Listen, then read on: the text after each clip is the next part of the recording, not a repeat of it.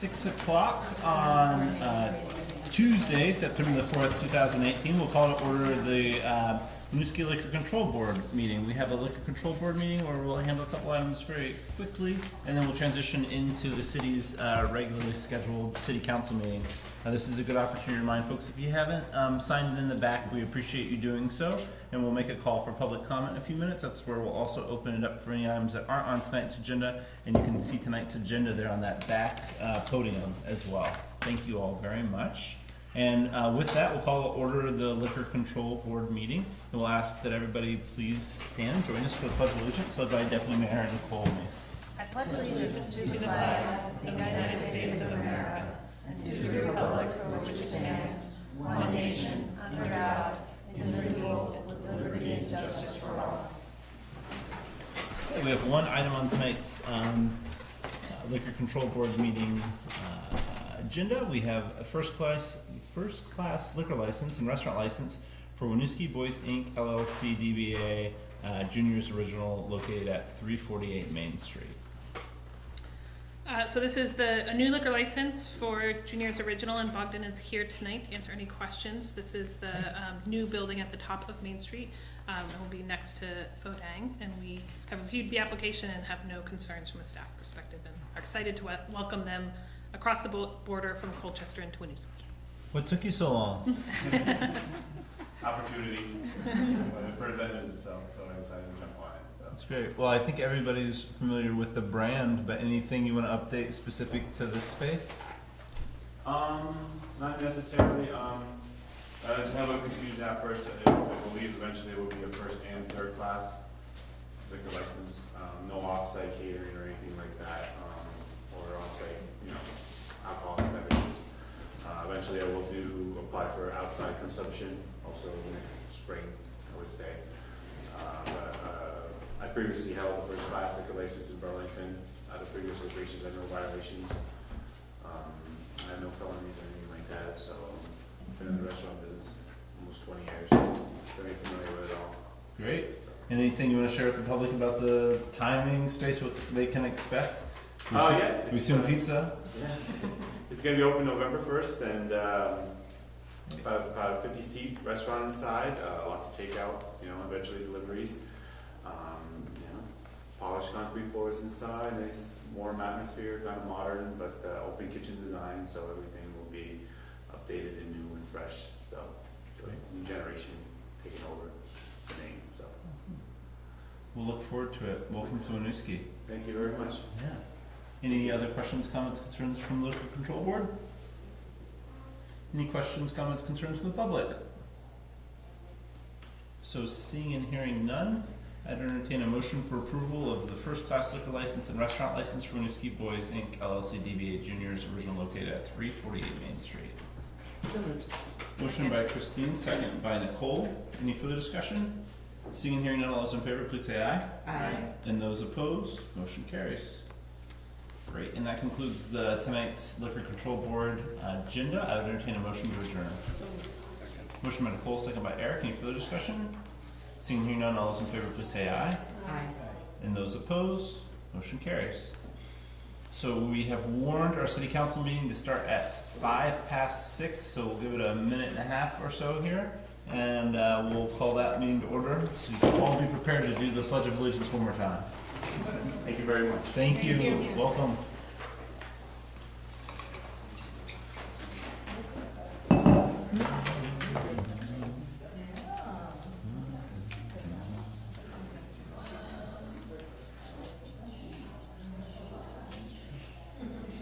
Hal, I figured we could bear through that one without you if we needed it. Just try. Just in case it devolves. You never know.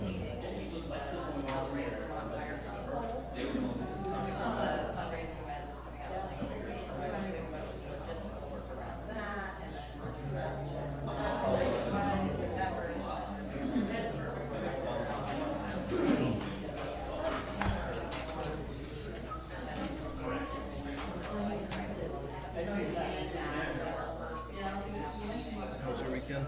Good. How about yours? It's good. Finally got a chance. It was I went to the ocean yesterday. Oh wow. Rye Beach. Okay. I love the ocean, but I haven't been a single time this summer. Wow. Yeah, we're gonna go to Cape in a few weeks. Finally. Yeah. Well, that's the time to do it during the off season. Yeah. Yes. So being 6:05 on Tuesday, September the 4th, 2018, we'll call to order the Winooski City Council meeting, our regularly scheduled meeting. Thank you. And we'll start off by again welcoming everybody with the Pledge of Allegiance led by Deputy Mayor Nicole Mays. Pledge allegiance to the flag of the United States of America, and to the republic for which it stands, one nation, under God, indivisible, with liberty and justice for all. This one is more gentle.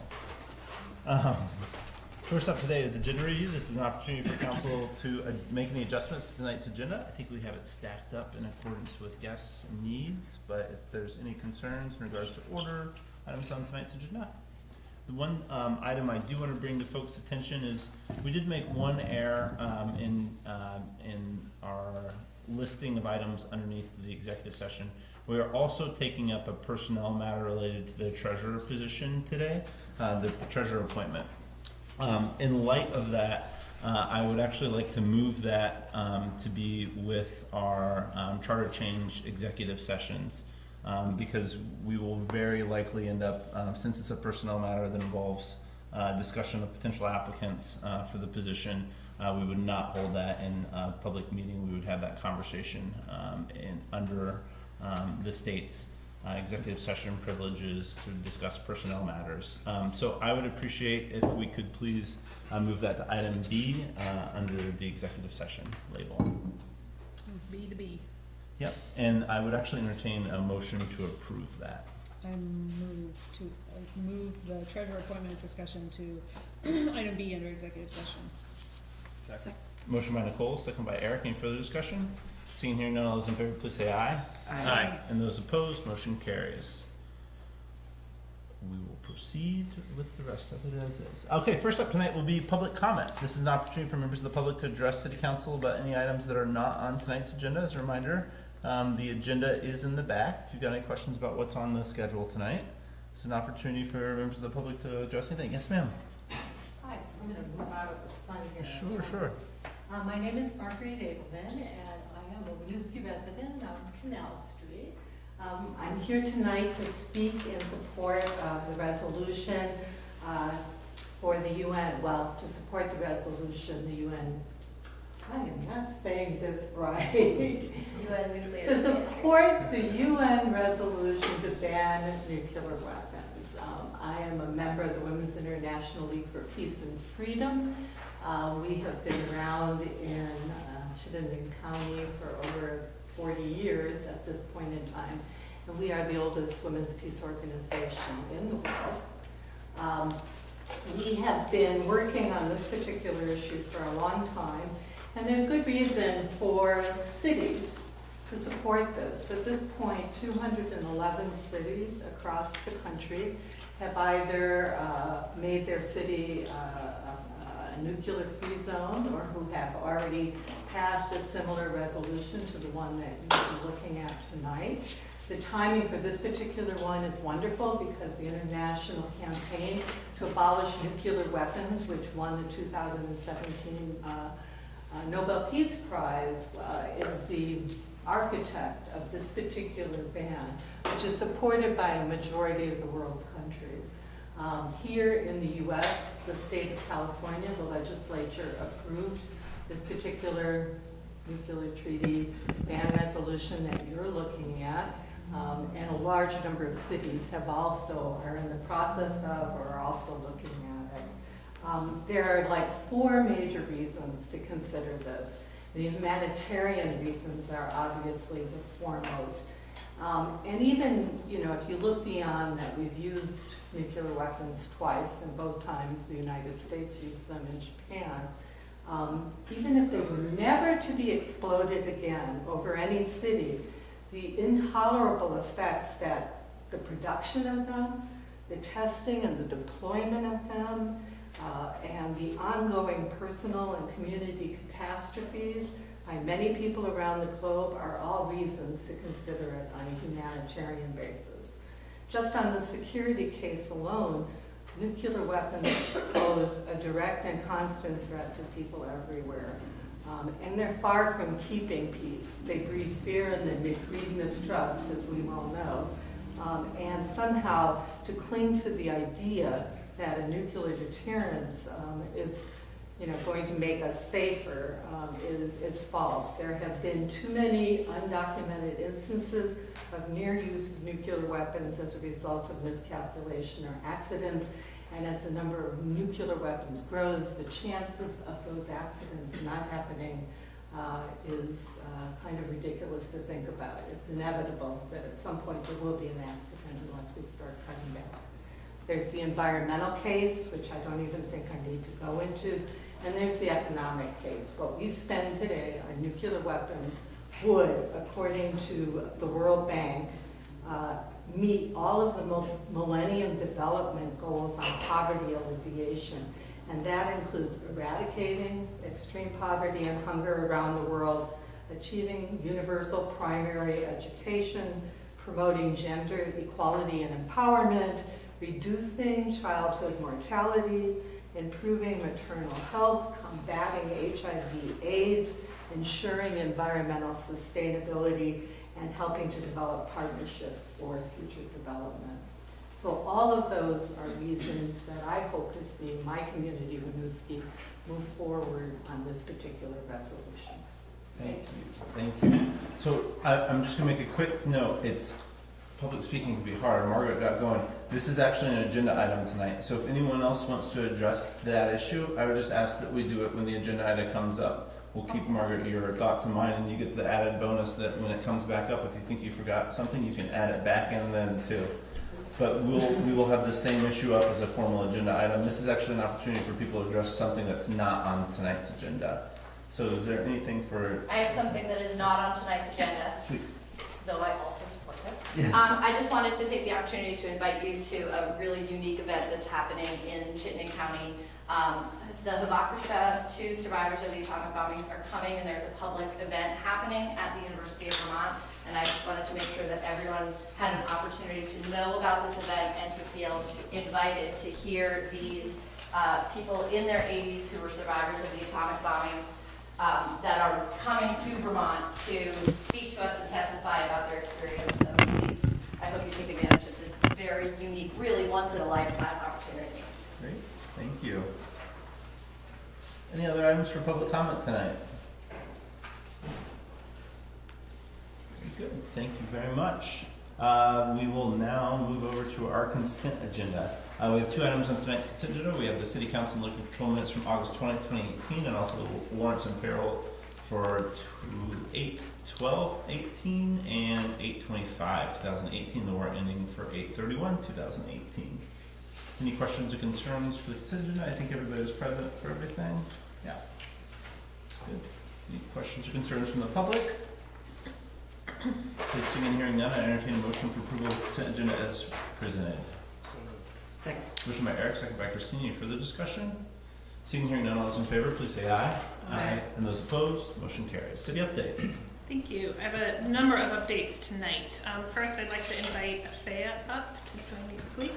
So September is always the year of our AmeriCorps Vista transition. So we are about to lose 2 amazing AmeriCorps members and gain 1 amazing AmeriCorps member who just started today, who's not here tonight, but we will bring her at a future meeting. But this is Afea Lampert Harper. She's been with us for about a year and a half, first as a recreation assistant and then our AmeriCorps. Afea is really focused on community engagement. Under her leadership, we've finalized our volunteer handbook. We saw the Parklet demonstration project. We got $3,000 in a grant from that, from AARP, that Afea single-handedly wrote and got, and led our largest volunteer service here ever, bringing in about if you value that, about $100,000 in volunteer hours into the city. She's done an exceptional job. She's a pleasure to have her in the office, and we're really going to miss her. She's returning to Baltimore, her hometown, but has told us that she's going to stay engaged in community service and government work, and we hope that at some point we'll be able to woo her back to Winooski. So just wanted to recognize her for her service tonight. Thank you. Any speech for you? I'm super grateful to have worked at Winooski and with you all, and I couldn't feel more prepared for the next step, so. That's awesome. Awesome. Wonderful. Thank you. Really appreciate it.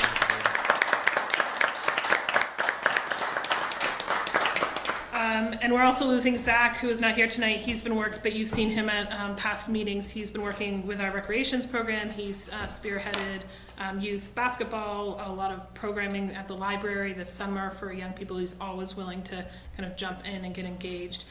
He also spearheaded the new community garden at the senior center this year that's seen a lot of traction.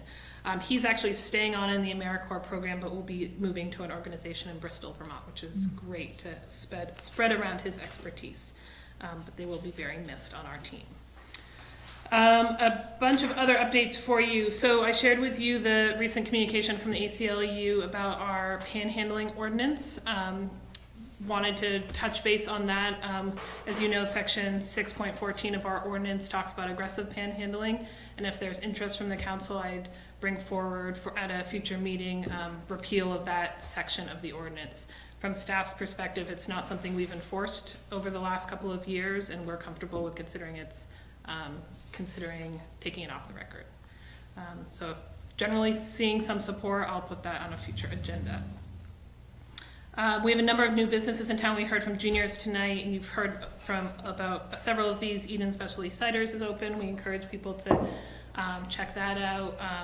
Mandarin also opened last weekend and are hearing good things about that. And Roan, which is a new women's clothing store next to Bird Food Collective, are all open. So we're excited to see those 3 new businesses in downtown. At the last meeting, I talked about the Burlington Airport Sound Mitigation Committee meeting that was last week. So we got a pretty significant update from them. They are working, as you know, on updating their noise exposure map with the F-35 data. That's what demonstrates where we will see the impact when F-35s arrive next September. They have indicated that they will release that updated map in December. They tentatively right now are planning a public hearing at the airport around that map on December 5th. Much more information forthcoming about this, and we will joint promote it. I am really encouraging them to have that public hearing after they've released the map so people know the impact on Winooski before that public hearing. And then assuming that process moves forward, the map and the noise compatibility program application, which is what kind of sound mitigation techniques will be used, will go to the FAA in the spring for approval. There's all sorts of timelines associated with approval. And then funding will be able to be requested the following year. This means that if Winooski is affected, and if the sound mitigation funds are approved by the FAA, the soonest we could have access to that is fall of 2020, which obviously doing the math is a year after the F-35s come. Having said that, it is a big advantage to us that the airport fast-tracked the update of the noise exposure map. They had not previously been intending to do that, which meant even if we were impacted, we wouldn't have access to those funds. So more to come on that, but I want to put on your radar that likely early December, there will be some significant public process around what our potential exposure may be.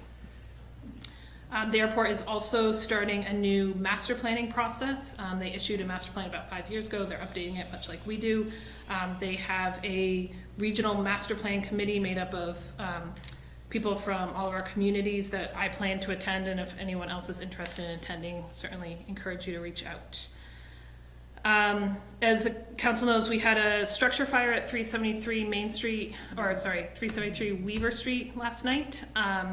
It's a 4-unit building. Our crews were able to keep the fire on the outside of the building. It didn't get into the building.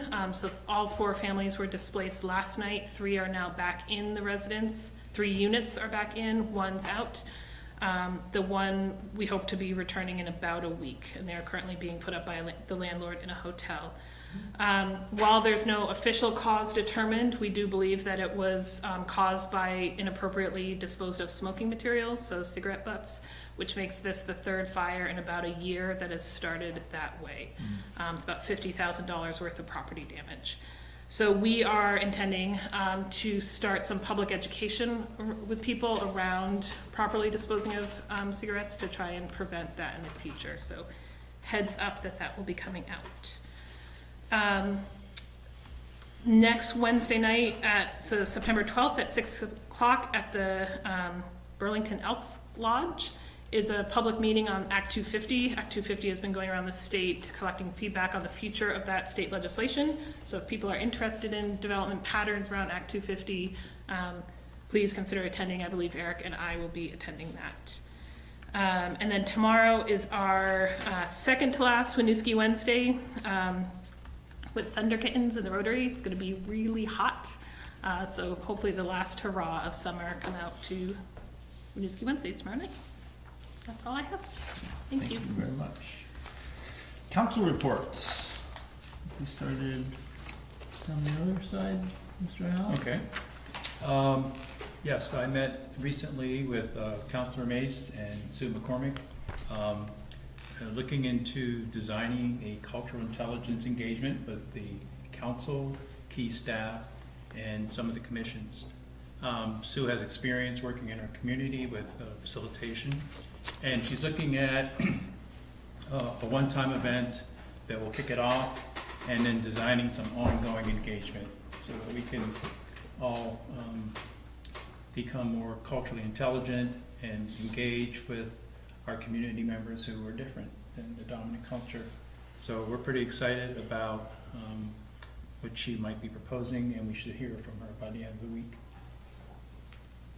Thank you. So the Public Safety Commission had to postpone and not meet in August, but they will be coming back in September as there was no quorum available to meet.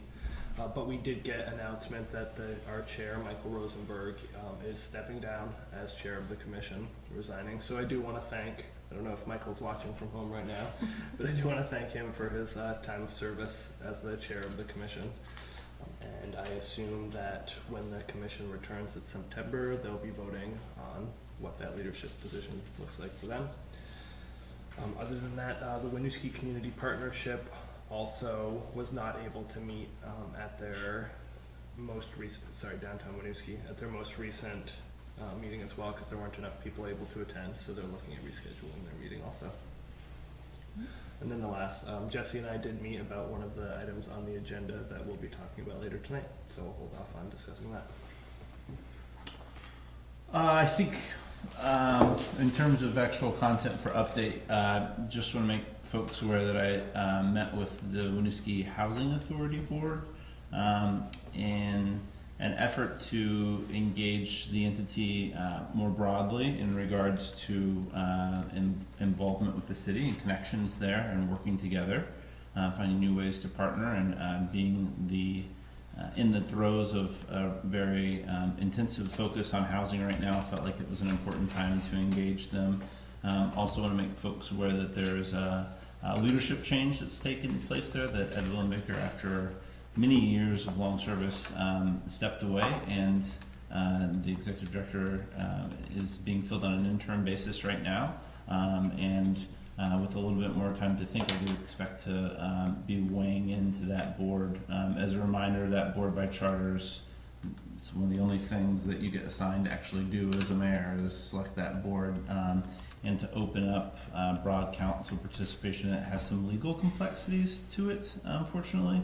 But I look forward to continuing to keep the group very updated in regards to how those conversations are unfolding. And then additionally, just want to add, I want to express my extreme disappointment and frustration with the way the ACLU actually handled their notice to Winooski in regards to the issue. I do look forward to seeing us address it in a public open meeting, but just want to add that I would have really thought it would be a good thing to reach out to a community and have a conversation prior to the tack that was taken. But I do support us bringing that back as an issue and look forward to that conversation.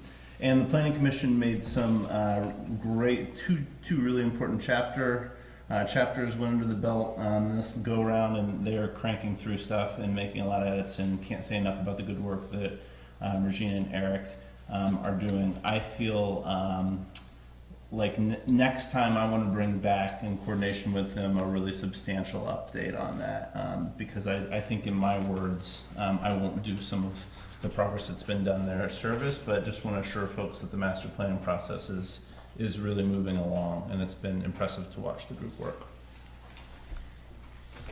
So, got my update from Councilor Paulson. I was unable to attend the Housing Commission meeting this month due to a work conflict, or last month, I guess. So, but we're gonna get an update about that later tonight, so. So I had a couple of meetings since our last meeting here. I met with my Director of Public Works and Community Services and City Engineer to talk about the potential scoping options for Main Street and the pool projects, which we will be getting into on the agenda tonight. I also met with Jesse and Seth separately to talk about communication strategy for the City Council, based on some suggestions that came up at the last Public Works meeting and just some ideas that I've had about how we can be more effective. So we'll be getting into that later too. And I had a meeting with Nate Daggis, the developer of the new multi-income unit that's happening on East Allen. He had reached out to me and wanted me to talk about, I think, primarily concerns about tax rates. So I did talk to him. And last thing, the next Public Works Commission meeting is next Thursday, and I'm going to be at a conference for my job that I can't miss. So if anyone is interested in attending that in my place, please let me know.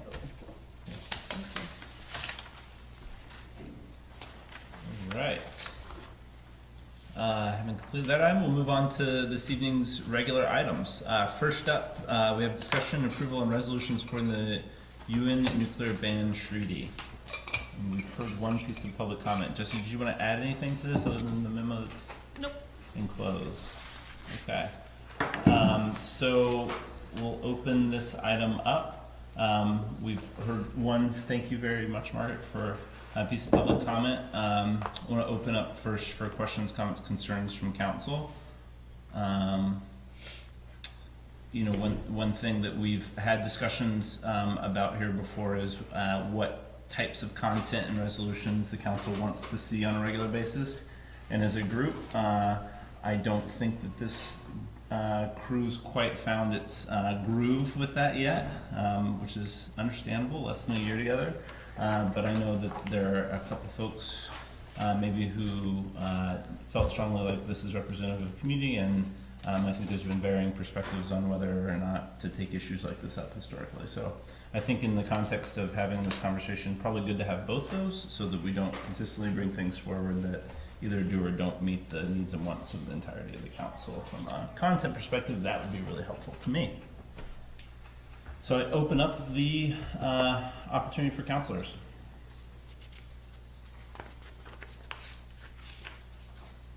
So something that I was thinking about with this resolution,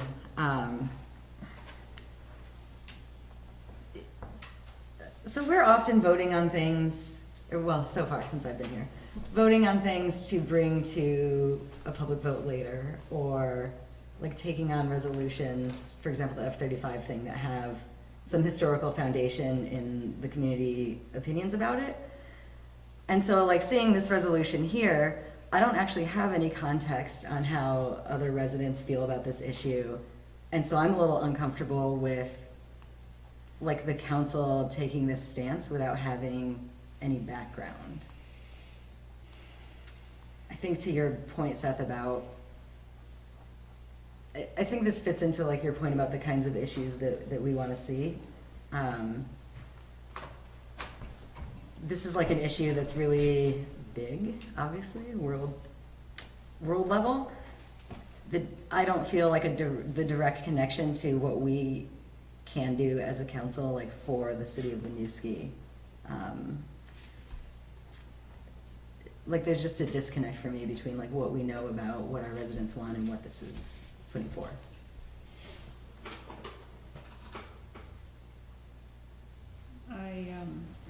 have similar views. I think we could have agendas full of resolutions making statements on important social issues. And so for me, the filter has to be work that is pointed toward Winooski business, city business, municipal business, issues impacting our residents. We have a lot of issues that we need to confront as a city, and I'm concerned about our focus being directed toward making more political statements that I actually, fully, agree with some of the concerns and issues, and potentially it's a place for the Vermont legislature to grapple with this type of a resolution, but it just doesn't feel like the work that we should be doing at this table. I don't have the same uncomfortability around resolutions. I feel like it's less of a political issue or making a political statement and more about making a human statement in a lot of cases. And for me, I think that a chorus of voices is stronger than a soloist, and municipalities have a really strong role to play in that choir. So I support the resolution, and I have supported or brought forward resolutions in the past. And I absolutely understand and hear where people are coming from, but I also don't worry that it will take an exorbitant amount of time for us to move through these as they come up on issues that really do have a big impact globally. And our effect on those issues might be small, but I think that it's still important. And I think it would be easy to kick the can to the legislature, which could then kick the can to Congress. And at what point do we just say, no, we're gonna step in and put our voice into this mix? I think it's important to join the other 211 municipalities that have signed on to this. I think there is something about power in numbers, and I think more importantly, it's really a statement to take to convey to our children and our next generation that this is a really important issue for us to consider and to support. Who knows with the F-35 basing, what that's really going to bring to our community. But I think when we can speak out in the name of humanity to take a stance against war and the infrastructure that perpetuates war, I think it's important, and important for our kids to see adults sticking their neck out on an issue that could be controversial, but I do support it, and I think it's an important place that we should get behind and say that this is important for all of us. I think my perspective on this has been fairly consistent. I know I ran for office with very set municipal goals that involved taking care of concerns of the city of Winooski residents, and I fully appreciate that this is something that's felt very strongly by residents and individuals in the community. It is not, to me, within the purview of the city from a general perspective in terms of business, and I share the concern that it can serve as something that actually becomes, quite frankly, an item that causes disagreement up here amongst this body over something that, frankly, at the end of the day, could potentially deter us from being as high functioning of a body as we could in serving the residents in the way that I believe they elected us to do when we sit at this table. I do want to reflect very strongly that each person outside of this forum and this table has their own voice and their own independence. And in the past, I've signed on to joint statements with counselors from other communities and other politicians, including members of congressional districts or congressional offices and legislators. And I certainly think that there's a real place for that for people if that's the way that they issues that they want to address. But when it comes to when we're sitting at this table, I feel strongly like from a content perspective, it's important to stay really focused on the things that we control as a city and the outcomes that we can actually take on that benefit the community in a very direct way. I think that that's our charge. So with that, I'll see any other comments, questions from council. Comments, questions, concerns from the public? Yes, ma'am. I would just like to say that it is a hard issue, and I think that the city of Winooski has regularly spoken out in favor of peace in our community. So I think that the question of whether the community would support this as a majority of the community, I don't think that there's a question there. I think that regularly the city of Winooski has spoken out in favor of it. And I think it is an issue that affects our community directly, specifically because of the F-35s, which will be carrying nuclear weapons over our airspace. And an accident in that situation would destroy our city. And so not taking a stand, I think, is far more dangerous than it might cause dissension at the table. I would hope that our elected officials would be comfortable with uncomfortable conversations, because that's where the real work goes towards creating the world that we want our children to inherit after we're gone. Thank you. Thank you. Other questions, comments, concerns from the public? Good. Any questions or concerns from council? Good. So seeing and hearing none, this is on as a discussion or approval item. So I'll open it up for a motion. I'd entertain a motion for a resolution supporting the UN nuclear ban treaty. Hearing no motion, I move to support the resolution presented to City Council banning nuclear weapons. Second. Motion by House, second by Eric. Any further discussion? Hearing seeing none, all those in favor, please say aye. Aye. And those opposed? No. Did you record? Aye. Okay. Can I make a comment? If we were gonna move to approve this, I'm willing to go along with that, but I wanna reiterate the previous statement about, what we discussed about these issues not being exactly what I would envision us spending our time on here. So can you please, for Janet's purpose, explain your vote? Just what did you vote for? I'm voting to approve it. Okay. So we have 3 ayes, 2 nays, and with that, any further conversation? Hearing seeing none, motion passes. Resolution passes 3-2.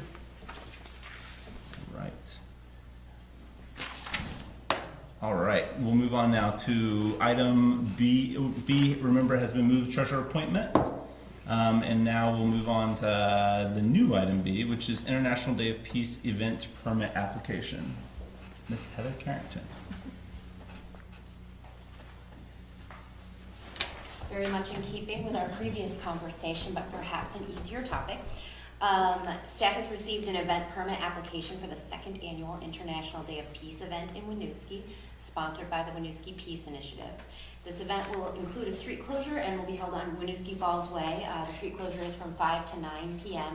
on Friday, September 21st, and the event itself will be held from 6 to 8 p.m. The event will include international food, craft tables, social bingo, speakers, and a peace pledge. The City of Winooski will serve as co-sponsors of the event, and staff recommends approval for this event. Also, I would like to invite the entire community to that, and I have a specific invitation for all of you on council from Sister Pat McKittrick, who could not be here this evening. I bet. Good. Any questions or concerns from the council for the event permit? Any questions or concerns from the public? Good. So seeing and hearing none, I entertain a motion for approval of the International Day of Peace event permit application as presented. So moved. Second. Motion by Nicole, second by Eric. Any further discussion? Seeing here none, all those in favor, please say aye. Aye. And those opposed, motion carries. Thank you very much. Thank you. All right, the new item C, which is approval of the 2008 Justice Assistance Grant, or JAG application with Chief Hebert. Chief, it feels like it's been forever. I was thinking that too.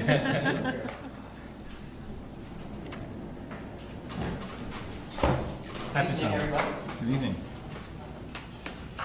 So what you have in front of you today is the 2018 Justice Assistance Grant. This was a direct award. I'll try and make this as easy as possible to understand. All of the incidents that we have are run through what's called the NIBRS reporting system. Then the federal agency then uses those numbers based on the population of Vermont and the activity of your police department, and they come up with an equation that if your numbers rise to a level of $10,000 or more, you're a direct recipient, and that's what we are. Traditionally, every year, we usually come in somewhere within $10,000 to $11,000. This year, the award is for $11,375, directly awarded to the city of Winooski. Once we're notified of that award, I have to come up with a program narrative of what we'd like to spend the money on, and then we actually put in an application. And once it's approved by the Justice Assistance people, they'll release the funds for us to do the program. What I'm requesting this year is to purchase a firearms and judgmental training simulator. For lack of a better term, it's a virtual firing range, but it also incorporates de-escalation and judgmental training for police officers. So it incorporates basic firearm skills, being able to work on some things that would normally cost you money to drive to a firing range, expend ammunition. This is a laser system, so we could do it on shift if we have enough officers working, or it'll save us from having, in the winter months, to go out in the extreme cold to do this type of training. And then you couple that with the judgmental scenario training where officers will have the ability to use a taser and OC spray that works also with the system, so that you can work on de-escalation, hopefully for more peaceful outcomes in deadly force situations. And then we're going to couple that. I've spoken with the chief in Burlington and South Burlington, and we're thinking about trying to put together some type of tri-city cross-departmental training where all the officers could actually participate. And it's called I included a couple of pages in my program for you. It's called ICAT, and it's basically implementing communications assessment and tactics. So it's a new program that came up where it's no secret that police officers around the country are responding to people with mental health crises or drug abuse and mental health crisis. It's a lot more complicated and it's a lot more volatile. So we're hoping that we could, if we cross-train together, we could take advantage of Burlington's emergency response vehicle that has a tremendous amount of tools available for better outcomes. But we'd also be familiar with training in between interdepartments, so that if we have to back each other up, we know what to expect. So this simulator would assist in all that. And also, we recently completed our 3-year strategic plan. Part of that is going to be hosting a community police academy, and I think this would be a really good tool for people to experience what it's like to be in the shoes of a police officer. Sounds scary. That part of it, at least. Well, I think just to underline a point the chief made, I think the real advantage of this system not only is bringing in-house some of our ability to do professional development, but also framing firearm professional development within the context of de-escalation. How do we use the least force necessary rather than focusing solely on hours dedicated to rifle practice, gun practice? Also, in the event if there ever is a shooting, showing that we were committed to a culture of de-escalation and inputting the training hours for all the officers on better outcomes would obviously show people that we are committed to better outcomes. And if something does go the way where we end up unfortunately having some type of shooting, that we've done everything we can to try and avoid that. I think it was fascinating to read the materials you sent along. Thanks for such a thorough package too. I appreciate it. So just for full disclosure too, I know it's in the packet, but I should probably voice it, is that the JAG grant itself covers $11,375. The remaining $10,926. I plan on splitting over 3 line items from the police department. One is the specialized supplies, which is ammunition. I fully believe that we'll be able to save that amount of money on ammunition, so it not only will be a savings this year, but each year going forward. The equipment acquisition line item is always just something that's there for replacement or something that's new, so I'm comfortable spending out of there. And then the third line item is from our asset forfeiture fund. Yes, please. So, do the Burlington and South Burlington Police Departments also have this, I don't know what to call it, Firearm simulator. firearm simulator? They don't. To my knowledge, the only entity that has one of these, and it's far more expensive, is the police academy down in Pittsburgh. So you would see this as a way to draw our counterparts in other communities, that we would have an asset to share, and we could then also access some of the resources Yeah, they have that absolutely. we You know, don't. Burlington has robots. They have all kinds of really cool things to keep everybody safe that cost a lot of money.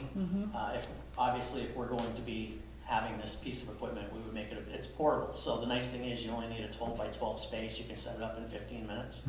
I'd make it available to any police department that wanted to use it. And again, just to underline a point, I think the advantage of the combination of the simulator and the ICAD training, especially done in conjunction with the 3 communities, is the officers all start speaking the same language. So when they're deployed for mutual aid on a scene, they're all speaking the same language. They know the prioritization of de-escalation, et cetera. So I think that that's, in that resource sharing, mutual aid approach, has an advantage for all of our residents. Chief, does the simulator have the capability of addressing and mitigating implicit bias? It does. So every scenario, I've been told by the person who's the representative of the company, that we can change specific things within the scenario. You know, who the perpetrator is, race, all different kinds of things. We can change based on how the officers are responding to the scenario. There's a little tree of options that the instructor, if they're not using good verbal commands, that it'll go one way. If they're using good verbal commands, it'll go another way. Great, thank you. You're welcome. Other questions, comments, concerns from council?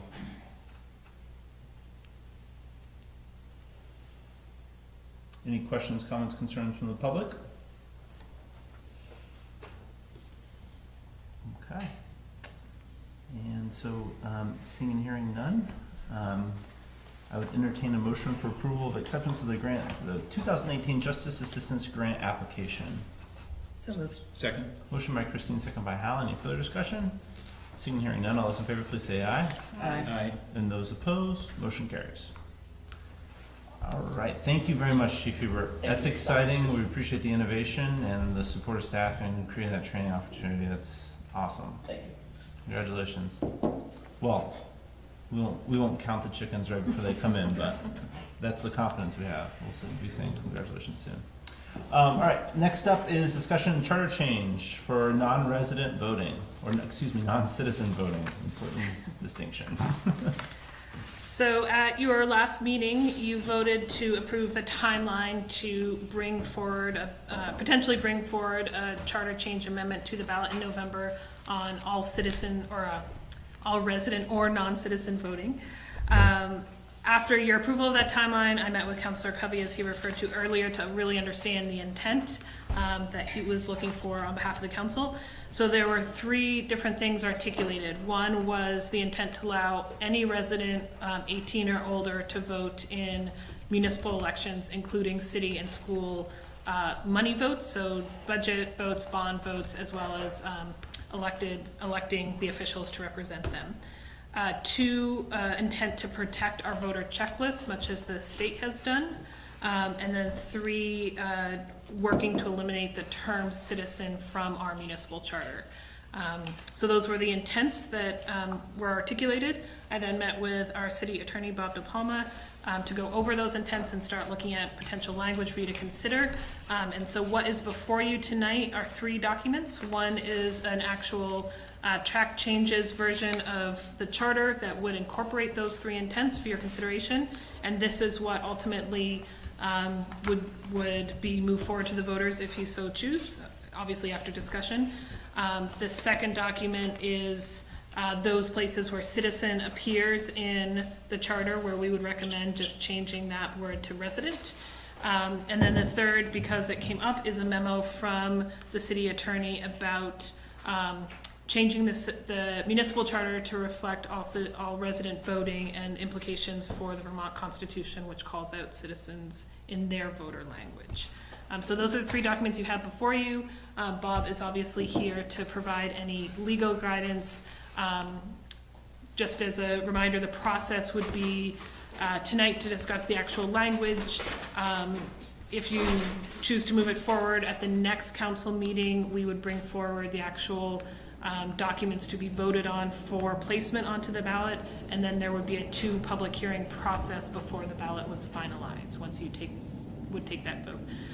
Last thing I'll say is we're happy to answer any questions now or hear any discussion. If you do want to have a discussion about potential liability that we may open ourselves up to, we would ask that that conversation be held in executive session. So I would just state that I think because the word liability is used, it's our job to hear what that could be. So I think we'll retain the opportunity. I'll certainly be putting forward a motion for executive session just to make clear to the group before they start talking to discuss that issue afterwards, or after an initial conversation up here, where we can cover the rest of the content as it's been presented. Okay, so we asked for things to move along the timeline as presented, and this is step 1. So we've got for us, I think the first one is in the agenda item summary. The first check is to ensure that the council as a body feels like it is those 3 points accurately represent the council's intent in regards to this item and its goals for outcomes. And I'm speaking to the allow residents 18 and older, protect checklist from inspection, eliminate the term citizen from the charter to more accurately reflect. We will be getting to public comment. We will be getting to. Mr. Mayor, I hate to interrupt you, but how can the public even have size to hear what you're talking about when we don't have the documents? Well, George, just like every meeting with every item, these are publicly posted. We have no clue how many people may or may It's not show up publicly for posted document. where? On the city's website. I went on the website, I could not find it. I apologize you had an issue finding it, but it's very much by open meeting law has to be available And for you. publicly posting on the website means that anyone that doesn't have a computer couldn't find it anyhow. We also So if post, you're gonna publicly post it, then publicly post it. it's also Don't posted. claim it's publicly posted by just being on the website. It's also posted here. We comply with town meeting law. Now, what I was getting ready to say is, I'm sure we would be happy to produce a couple copies. That wouldn't be that hard of a thing for us to do on the fly. We've got some folks here who have that capacity and capability in computers. But just a note for the future, when you come to these meetings, we don't generally print out entire packages to just have available. They're available on the city's website, and if you would like a package ahead of time, feel free to call City Hall or email one of us, and we'll be happy to make sure that's available for you. Okay, so we'll go back to the initial item question, which is we have those 3 items kind of framing the conversation. I think before even Bob speaks to the items that he's got, I think that's an important thing for the group to acknowledge, that there's agreement that those are the 3 things we're after, because that frames the whole conversation. Excuse me. Thank you for your work on it, Bob. Any issues, questions, concerns? Awesome. I did, I guess not in regards to the 3 larger pots until we get down into more detail. Okay, good. Now, maybe we can walk through the memo, Bob, or I don't know if you guys had a specific order you wanted to step through. But maybe just from a layman's perspective, again, for folks in the audience, if you did not see the publicly posted package, it's allow residents 18 and older to vote in a municipal, city, and school-related election, protect voter checklist from inspection, and eliminate the term citizen from the charter to more accurately reflect our value in inclusion and access. And so then we've got 3 items before us, and the first is a memorandum concerning the change in the Vermont Constitution. So maybe we can just take that issue first. from the memo standpoint. So as I was looking at this issue, one big issue that popped out at me was what effect does the provision in the Vermont Constitution have on this proposal, because it does affect the strategy that the City Council may want to adopt, depending on how one reads the Vermont Constitution.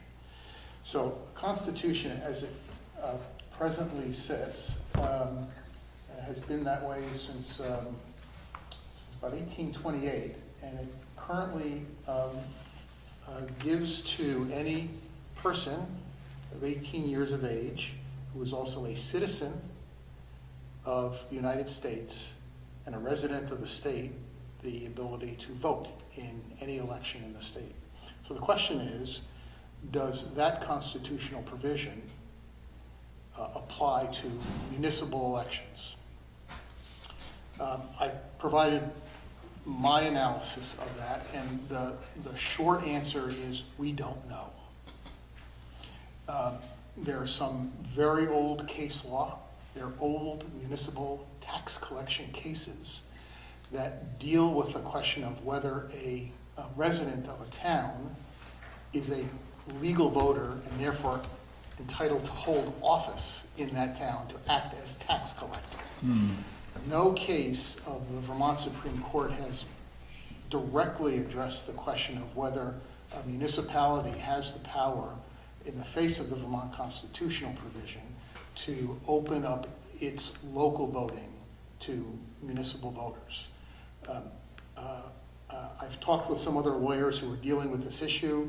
The view is that these old cases provide some foundation for a conclusion that the Vermont Constitution would be interpreted to not apply to municipal elections. But the answer is unknown until the Vermont Supreme Court speaks on the issue. So that is one unknown that you folks are facing as you consider this proposal. And just to play out what might occur if this item is placed on the ballot, it is subject to challenge by a resident of the city on the grounds that it's unconstitutional. And that could occur at any step on the process, either before the vote at the city level, while it's under consideration by the Vermont legislature, or even after approval of the charter amendment by the Vermont legislature. So that could happen at any time. The alternative route that the city might take is to pass a resolution recommending that the Vermont legislature commence a constitutional amendment process. That is basically a 3-year process. There is a very specific method of amending the Constitution in the Vermont Constitution. It permits the Vermont Senate to, every 4th year, approve a constitutional amendment by 2/3 vote. If it's approved by the House by a majority vote, then that is carried over to the beginning of the next biennium. It must be approved by both houses of the legislature at that point, and then presented to the voters of the state for approval. And that process can be initiated only every 4 years in odd number years. So 2019 is the next opportunity. The 2019-2020 biennium is the next opportunity to present that question to the Vermont legislature. The next opportunity after that is the 23-24 biennium. If, in case of challenge, if the legislator had approved the charter with this change, implemented it, would the case be, would we be the sole defendant in that case, or would the legislator also share burden in that? Could they be named as a party to the case as well? And I'm wondering that because I'm wondering if that plays into the calculus for the legislator too, in terms of how much time they could spend exploring the issue and whether or not it could be a stumbling block. Yeah. Not. I hadn't really thought about that, but I would think that the charter amendment process depends on the Vermont legislature. So Mhm. the state of Vermont would be a defendant Okay. in a case where the legislature has approved the charter change amendment. And that would make this potentially an AG's office question for them as well? Yes, the AG would have to, well, it would defend the state of Vermont. Okay. Presumably, you would think that if the Vermont legislature takes up a charter change amendment, either for Winooski or for some other municipality that's considering this question, Mhm. it would seek advice first from legislative council and perhaps even the AG's office before it proceeded with a final determination. So the legislature would be armed with some opinions from one or both of those bodies before it approved such a resolution. Doesn't control the outcome. The Vermont Supreme Court does not have to follow the decision, the recommendations or the opinions of either the Attorney General or Legislative Council. But it would be armed at least with those opinions. Okay.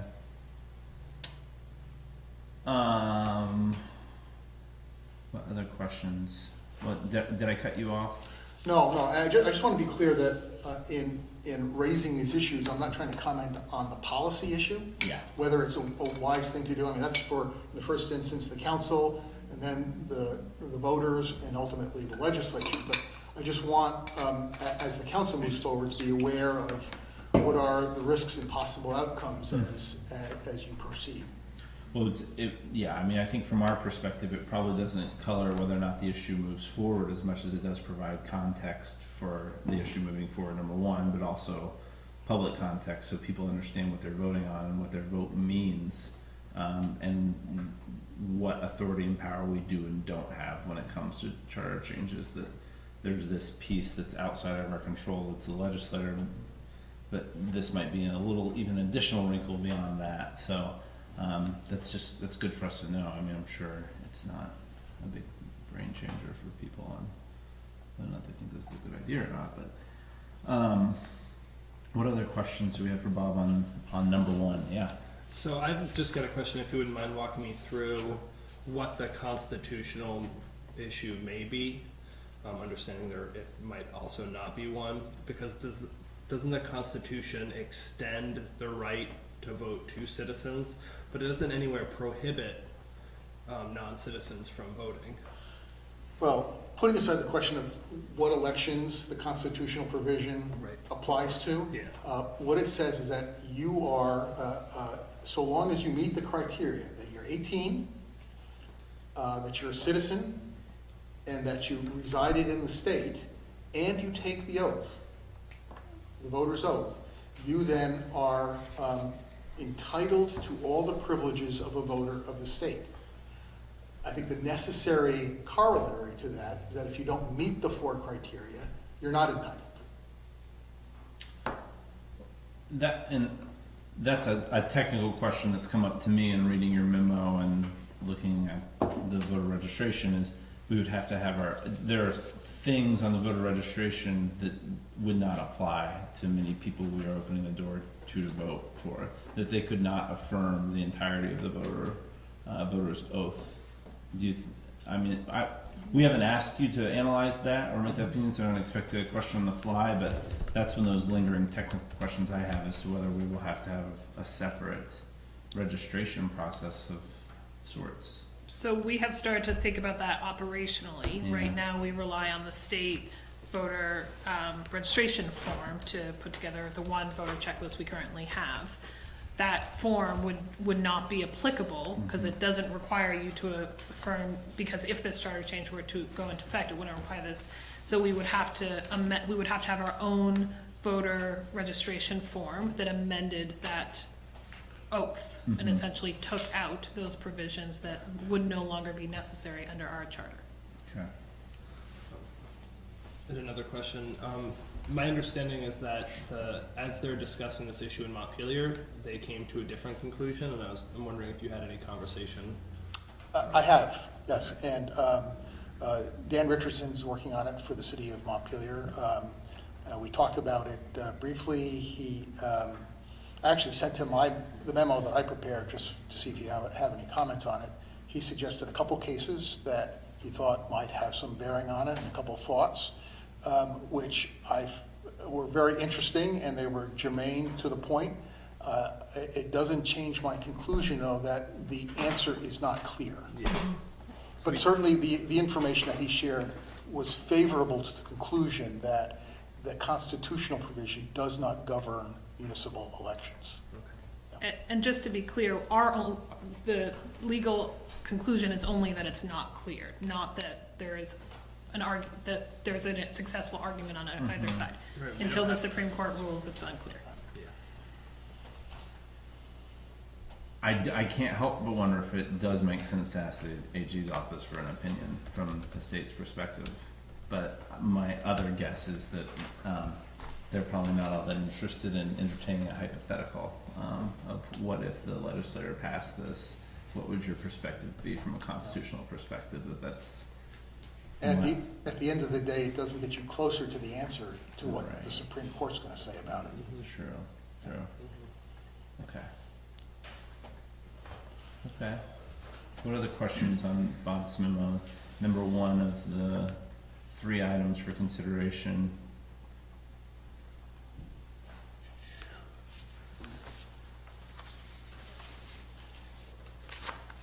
Any other questions, concerns, comments on that item?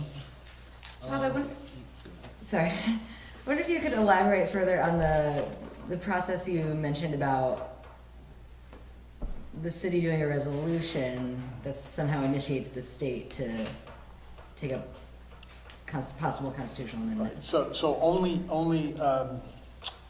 the Vermont Senate can approve a constitutional amendment. Somebody has to sponsor that. Obviously, it would be sponsored by a senator. A resolution from a municipality like Winooski could move some senator, one of your senators, to sponsor that constitutional amendment. But that's where it starts.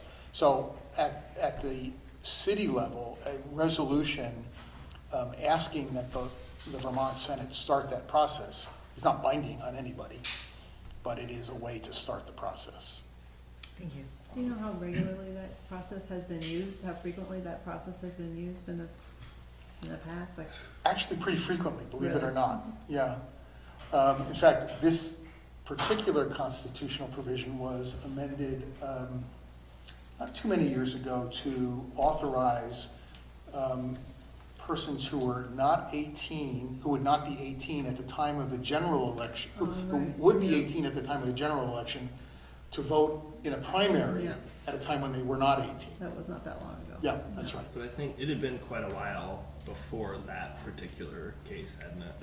I don't know, that's the one I That remember. to actually go through amending the Constitution, I don't think happens really often. It's not really frequently, but it does happen. I'm sure that there are a lot of resolutions directing the legislature too. You cited the Woodcock case in your memo. Yeah. Happened almost 200 years ago. How much weight might it have on this conversation?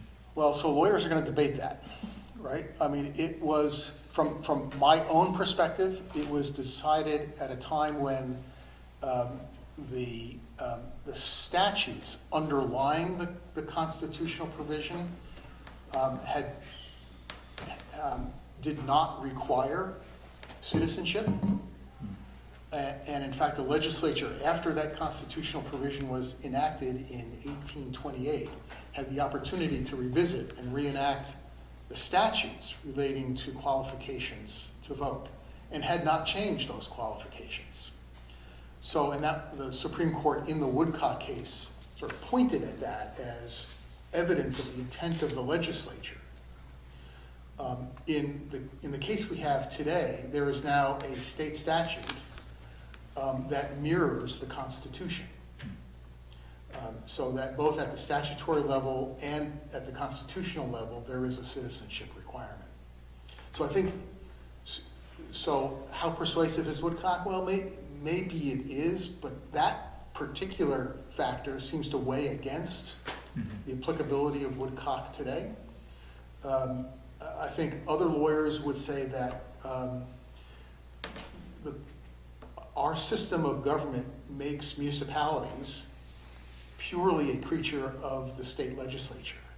So that notwithstanding what's in the Constitution, the legislature has carte blanche to create a municipal government as it wishes, because it's purely a creature of the legislature.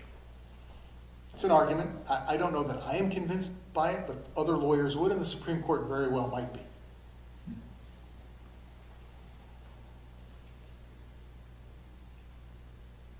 Other questions or comments for Rob on this particular facet of discussion tonight? Just in regards to the memo, or can we drill down into the specific language for the charter? Yeah, we've got three items, so we'll go through the charter language. I want to stop at the end of each one and see if there's any public comment specific to each of the items. So we just heard about the memorandum concerning the charter change to the Vermont Constitution. We'll stop at each of the 3 points that we're going to cover: the constitutional piece, the proposed amendment to the city charter, and then the elimination of the word citizen in the charter. We'll stop at each of those 3 points. So we'll stop first and see if folks have questions in regards to memorandum concerning the potential charter change in the Constitution. Yes, sir. Okay. I support this in theory, and I was on the council. We talked about this. We talked about it in the charter change committee that I was a part of. But I'm going to say to you right now, you need to slow down as a council. You are letting things get away from you. You are doing too much. You're taking on too much. You're going to crash this train if you're not careful. You pushed special votes in 2 of the last elections, and you're trying to push another one. I believe still we're talking November. You just keep doing that. You're going to run into trouble, and you're lucky that you got the pool as you wanted it. We're all lucky. I look forward to that, but that could have been a disaster, and this could be a disaster that's going to be much, much worse and hurt a lot of people, because you're not going to be able to bring it back very quickly if you were to put this to a vote and it were to fail. So you need to be cognizant of what you're doing and how it can affect people who, as I was fond of pointing out when I was on that council, aren't in this room. You're not engaging, that I've seen, and correct me if I'm wrong, I meant to phrase this as a question. You don't seem to be engaging the people who would be most affected by this change. So I would hope that he would do that. I would also recommend more engagement with the school. I'd be interested to hear if there's been any engagement with the school, because it certainly would be kind of a mess if you passed this charter change and the school did not, and people thought they could vote on one and not the other, and I don't even know if you've taken that under consideration yet. So that's all I have to say. Thank you. Thank you very much. Other questions, concerns, comments? Okay, we'll open it up additional times, but next up is the proposed amended language to the charter for all resident voting. So this, as I said in the intro, is the specific section of our charter 19202 that talks about qualified voters of the city. In the blue track changes, you see the language suggested to enable those 3 intents: the all resident voting if you're 18 and older, and the protection of the voter registration list. Yeah, I'll run through each of the paragraphs just to tell you what I've done. So paragraph, subsection A is the existing provision in the charter amended to make clear that things like voter registration, absentee voting, conduct of elections will remain as provided in general law.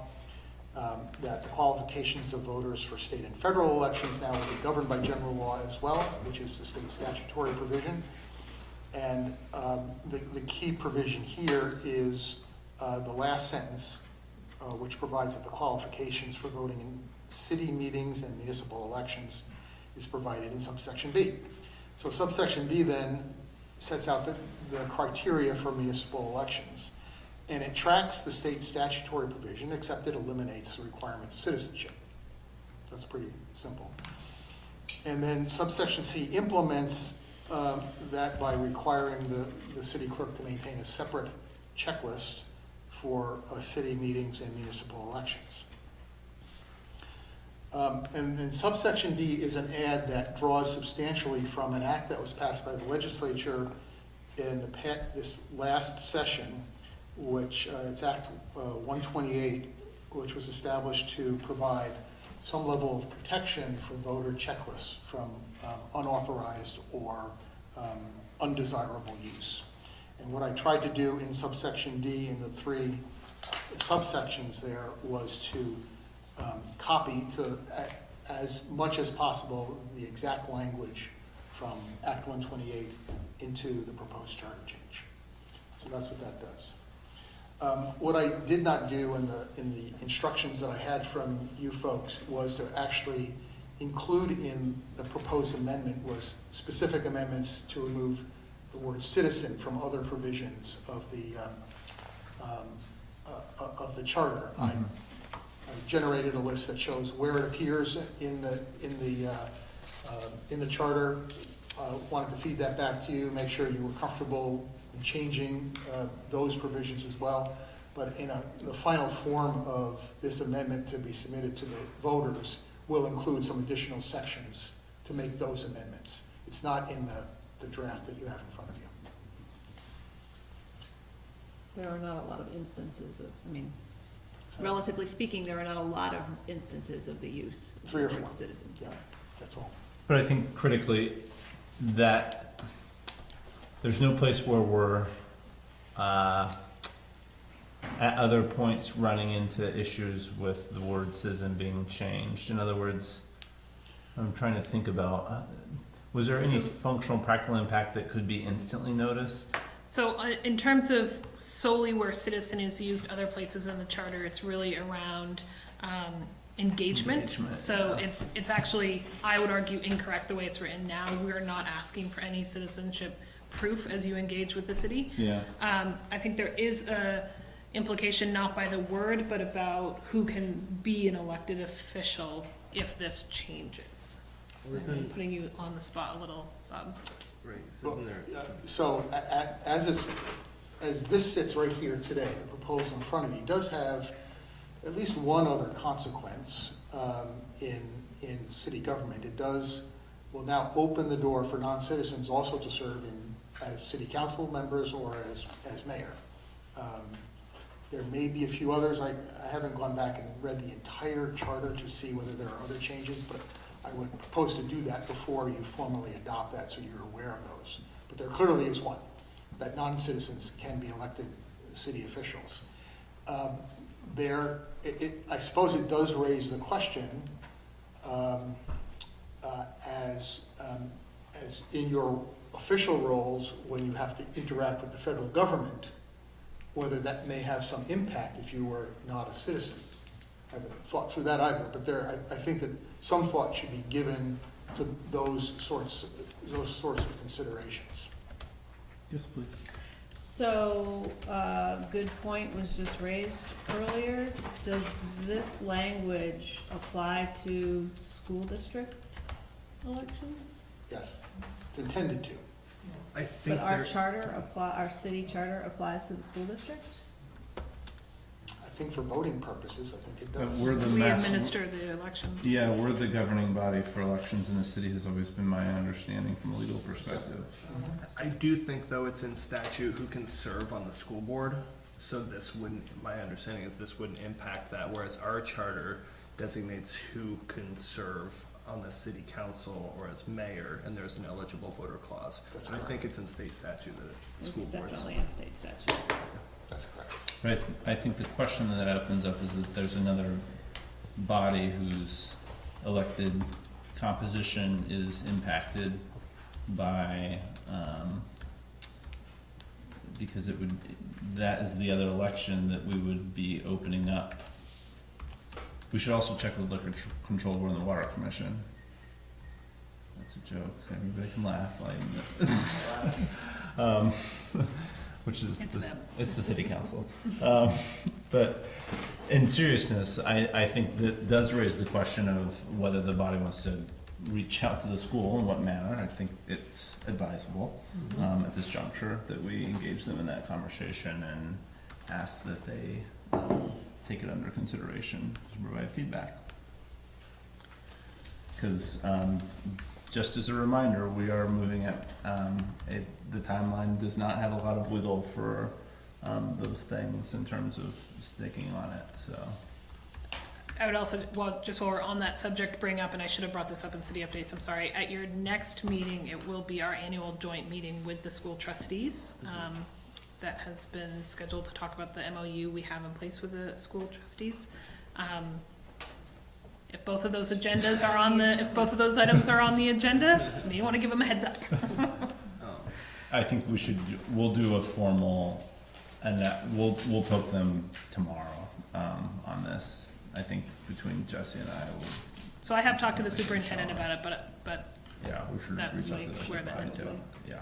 Am I correct that our next council meeting is not the final date for any potential little, gritty language changes, that after at least one of the public hearings, there is a date by which language that actually gets put forward before voters could be amended? So my understanding of the process is at the next meeting, or a special meeting that you call within the next 2 weeks, you must vote to put forward specific language to the ballot. And then there are 2 public hearings at which that language is discussed. And after the second public hearing, you can amend the language based on what you hear at the public hearings. After the first one. And does the act of approving the language is simultaneous with putting it on the ballot formally, correct? We simultaneously approve the language and the composite and the ballot itself. I'm saying that that's the one vote, language, and it's going on the ballot, boom. But then language can be amended. Right. Okay. So we should make that notification tomorrow. We'll take care of that. Try to have that conversation as quickly as we can and see if they have a meeting where they can take it under consideration, provide any feedback or concerns. Go ahead, Eric. So you do, in subsection B, it has taken the voter's oath. The voter's oath does reference the state of Vermont, and it's super quick. I can just read it quickly. You solemnly swear or affirm that whenever you give your voter suffrage touching any matters that concerns the state of Vermont, you will do it so as in your conscience you shall judge with most conduce to the best good of the same as established by the Constitution, without fear or favor of any person. Do you think that this would or should necessitate a Winooski voter's oath, or something that references Winooski rather than Vermont, the state of Vermont? Because the actual issues they'll be voting on are specific to the city of Winooski, or can it stay as it is? Yeah, interesting question. Other than the reference to the state of Vermont, which they would not be voting on directly, there's nothing in this oath that would be inconsistent with respect to a non-citizen making the oath. So it may be that we need to think about adding language here that tweaks that oath. But there's no reason by which we would have to. I don't think so. Okay. I think for simplicity for the clerks, we don't have to.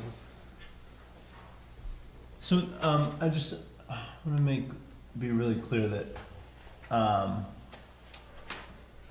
with reference to 128,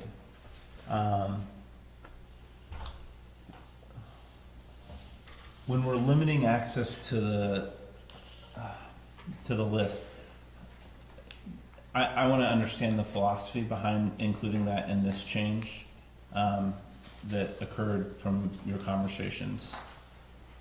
Because that's, I just want to hear it because that doesn't have anything to do with what we were initially tackling, right? It wasn't part of what was Correct. discussed. So from my conversation with Eric, his intent was to protect our voter checklist without, and I think from an operational standpoint, what is going to happen is we are in the city clerk's office is going to be required to keep 2 voter registration lists. There's going to be a state of Vermont voter registration list and a municipal election voter registration list. And I think there's some concern that if one is accessible, then we will essentially be creating a list of non-citizens in our community. And if that is publicly accessible, are we putting our residents at some risk? So we're basically tying ourselves to 128, and I thought that's what the way you explained it, but I wanted to clarify and make sure. So basically, we're just affording residents who are entering onto the Winooski list the same protection that's being provided under the state provision by 128. Is that essentially correct? Yeah, I mean, I certainly have some questions as to how 128 is going to work on its own, because it refers to the statewide voter checklist. And it says nothing about the multiplicity of municipal checklists, which are amalgamated to form the statewide voter checklist. And I don't see any particular protection built into 128 that protects the checklist that city and town clerks maintain. So, and I may be wrong about this, Eric, you may know better how the Secretary of State is beginning to implement this act. But I have some questions about this. The language in this proposed charter change sort of weaponizes 128 a little bit in terms of the Winooski voter checklist, both the municipal and its statewide version of the checklist. And I will say, currently, we treat our voter checklist as a public record. So if you request it, we provide it.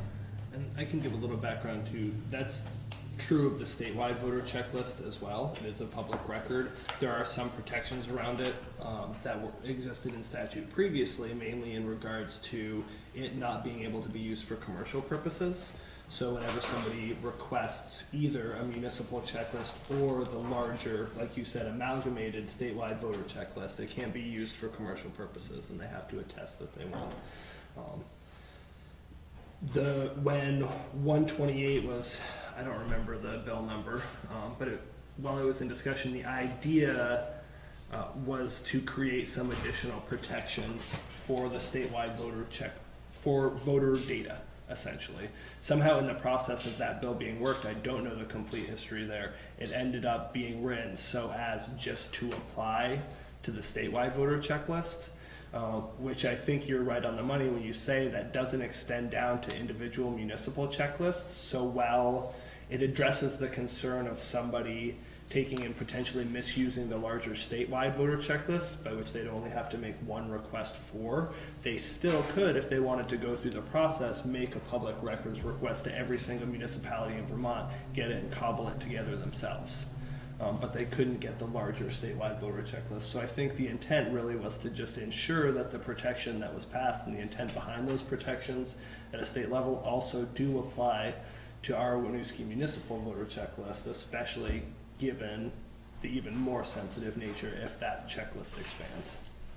But it sounds like we're putting in an additional layer of protection versus what the state statute is currently possibly Yes, providing. yes, Correct. that is correct. So that, I think that's really significant, once again, that is not just an auxiliary thing. That's a solution that's found a problem, right? But this is a whole nother issue, because there are a lot of really not normal, that's a bad word, valid reasons why those checklists are public too. And I can see it's limiting the requests, or the types of requesters, in terms of who's accessing it, but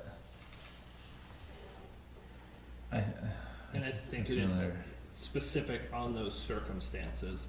The other typical uses that, that you would think of would not, would still be admissible under the law. How are people requesting these? I mean, what's the process for determining if it's a government or an agent of another federal foreign entity? Are we doing extensive background checks on requesters? I'm not trying to make light of it. I'm just, again, pointing out how much we're doing for. Well, I think So right now, we consider our voter checklist a public record. Right. So if you put an appropriate request forward, we have a statutory time period where we have to provide that, and we do. And don't you need to get some sort of affidavit that it won't be used for commercial purposes, though? I don't think so. I think that's We the don't, we have statute. not done that. Not from my history here, Mm-mm. requesting it. Mm-mm. Nor has it been that case. I've requested other municipalities too and never had to fill out an affidavit. Maybe that's another thing where it's at the statewide, because I know that that's true for the statewide checklist, but it may not extend out to municipal. And so the language in 128, which I've imported here, does not prohibit public access to the voter checklist. There are certain categories of uses which are prohibited and requires an affirmation that the checklist not be used for one of the prohibited purposes. But beyond that, someone could come and request the voter checklist and get it. Yeah. But they'd have to swear an oath They would, that is correct. Yep. if they're not affiliated with a federal entity or a foreign agent. Yep. I think there was a lot of considerable discussion, and the language that went into 128 was vetted through the Attorney General's office, ultimately passed by the legislature and signed into law. I mean, the red flag in the language of 128 is the limitation on disclosure to a federal agency. This, just from my limited experience in our charter changes, this is the kind of stuff that, quite frankly, ends up becoming just as big of a deal as the major issue, is arguing about this, and that concerns me. Okay.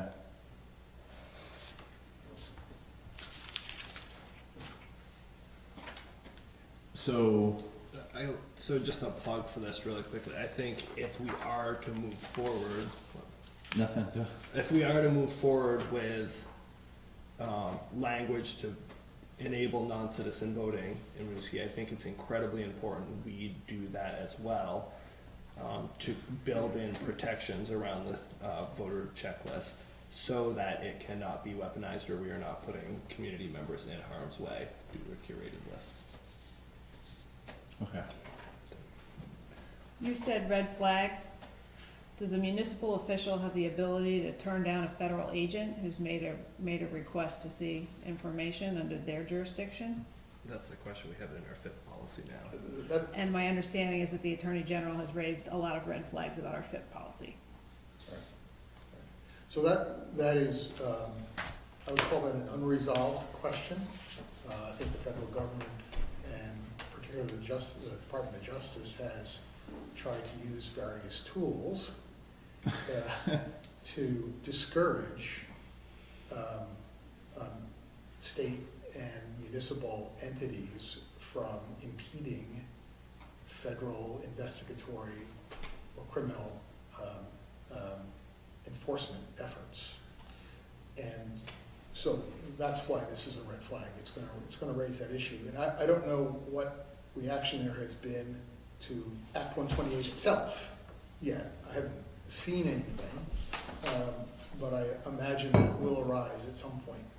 Isn't it just information in regards to somebody's citizen or immigration status, though, that's in question as to whether or not the feds can ask for and must be provided with? This isn't that subsection 1373 of federal law, that is at the whole debate here between the Department of Justice and municipalities, is it specifically related to immigration status? I don't think they're Well, so there's, information at large. there's no reference in Act 128 to immigration status. No, but the larger question of if the feds request something, does the municipality have to provide it? Yes. I guess what I would just say is I don't think that we're experts on that, given the fact that there's that we've received very clear indication from the Attorney General's office that there's not agreement that our policy meets their expectations and their interpretation of federal law. We have yet to receive that in writing. Okay. We also have yet to receive an approval, and we're the only municipality that's had that experience. So I'll take that for what it is.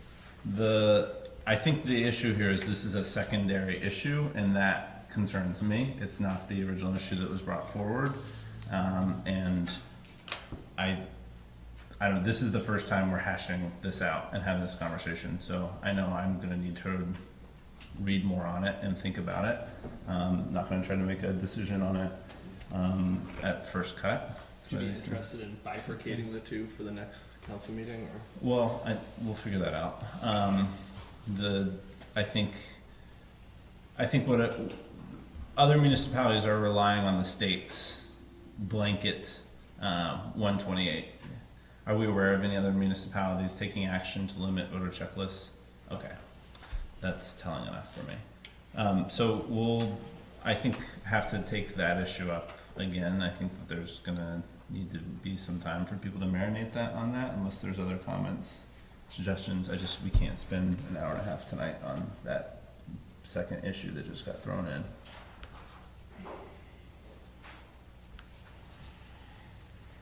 So we just finished number 2, so we want to make sure to pause and turn back towards the public and see if there's any comments, questions, or suggestions. And we're probably not totally done with number 2, but it's a good stopping point. Yes? I have a variety of questions. First of all, I'd like to thank the council and the administration and attorney for presenting all this information tonight and having a chance to think about it. Let me remind you that the school district in Winooski is a separate municipality. It has its own charter. Its charter does not refer to citizens in terms of who votes, but refers instead to the city's checklist. Oh. But it doesn't say which checklist. Oh. So it would probably, if there's going to be more than one, would have to be changed to identify which checklist it's referring to. I would also point out to you that there's nothing in here that deals with whether a citizen, a non-resident, non-citizen is in the country legally or illegally.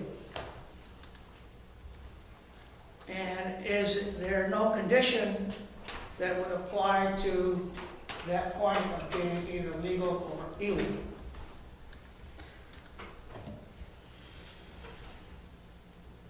Also, I've heard no discussion of the cost of this.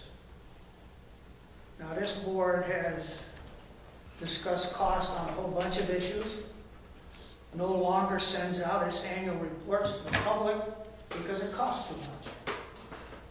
A few $100, by the way.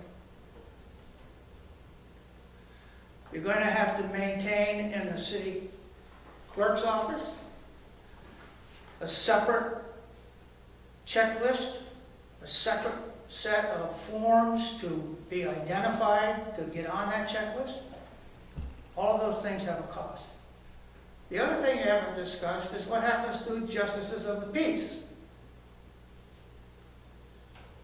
Currently, they're on the same ballot with all the state officers as a courtesy to the city of Winooski by the state of Vermont.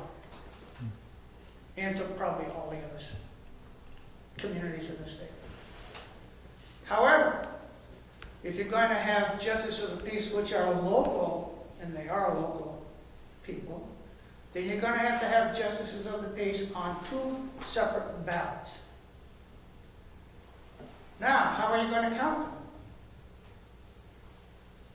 Will a non-citizen have to go through a different spot at the elections in order to get a ballot? So everybody knows they're a non-citizen as soon as they go to that table. Or do the people at the table have to have 2 checklists and someone has to declare whether he's a citizen or a non-citizen, or she has to declare when she goes there. I would urge you, as I did the last meeting, to listen to Robin. This is not a bad idea, but it's also not a good idea to just push through. There's a lot of work that needs to be done. There's a lot of discussion that needs to take place about it. And you have to remember that once you send a change in a charter to the legislature, they can do anything they want to it. And what they do is final. It becomes law. And it may be different than what you did, and you have nothing to say about that. Not long ago, when we sent a charter change down to Montpelier, all of a sudden the gun people came out of the woodwork.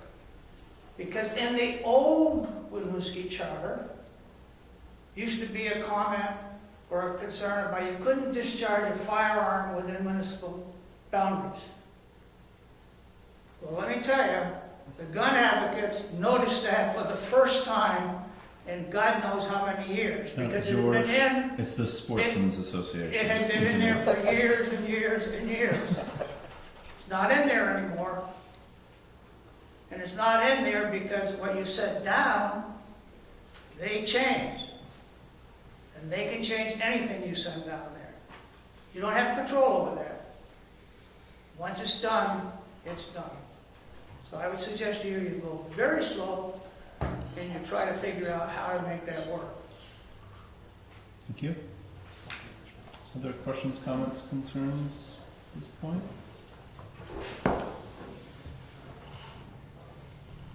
Yes, ma'am. Yes, you won't believe this, but it's a question. No such thing. A resident.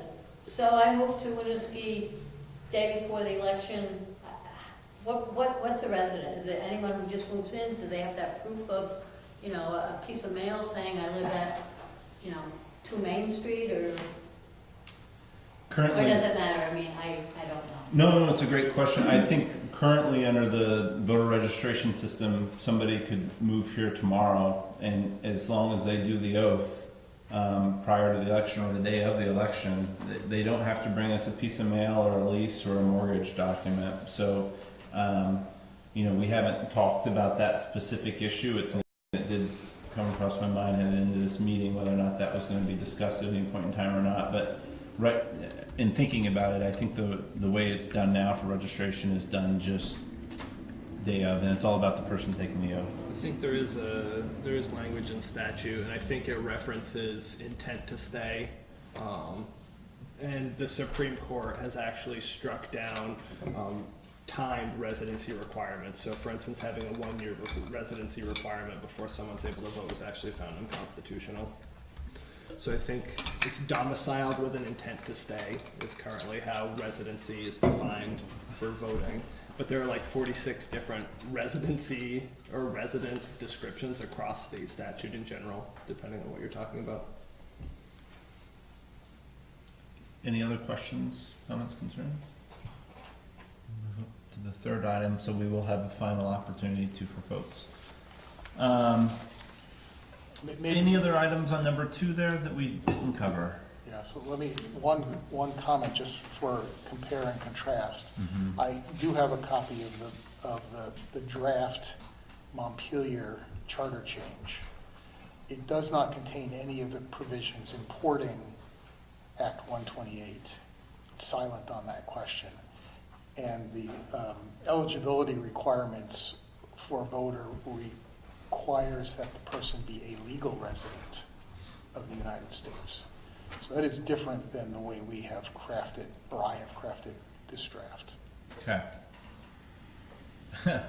Well, just out of curiosity, was there, not without trying to interpret, it's intent that they be a legal resident, but is there anything from a operational, functional perspective that's done to, I guess the oath itself, right? That's where the change would be? I don't think the oath affects that at all. It raises an interesting question as to what proof must be proffered when someone registers. If the Montpelier proposal is adopted, what does the city clerk have to do to satisfy him or herself that the person is a legal resident of the United States? Obviously, for citizens, they can present the Social Security. Individual registration can be challenged as well, can it not? I mean, even on petitions here, you can challenge a signer's eligibility to be considered a registered voter. I'm aware of that. My understanding too is that Montpelier's plan would just be to continue our tradition that we use as we register voters now, and that their affirmation, when they register to vote, they swear or affirm that, you know, that list of things is true, and if they're not telling the truth on that, they are committing voter registration fraud and perjuring themselves. So that's my understanding there, which would be similar. I thought the point of prior discussions was not that to have the demand municipal staff not ask people about their legal status in terms of residency. Right, ours doesn't. Right, and that's I think that would be challenging for us to try to integrate in that case. I agree. I will just say that I have global concerns about, I think number 2 is a whole different wasp nest that seems like it's got a lot of technical questions and implications that go maybe beyond our potential timeline, just being blunt from my perspective, but my perspective hasn't been shared a lot, so that's okay. The next or final question, if there's nothing else on this item. I have one really small thing, and that's just so if that language,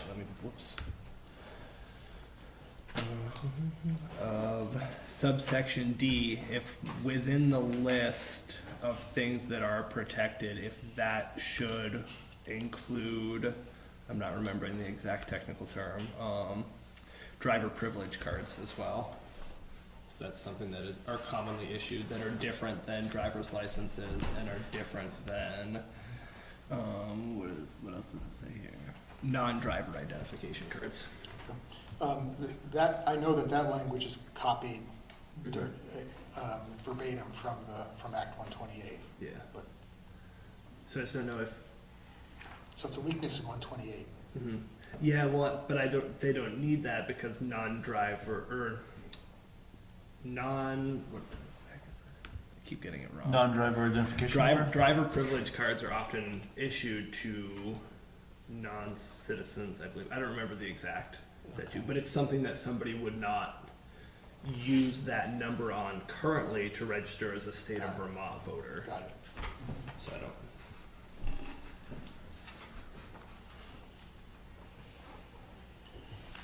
But I guess, yeah, something that we need. I guess it actually doesn't really matter, because I don't think there's anywhere that we need to ask for that, so.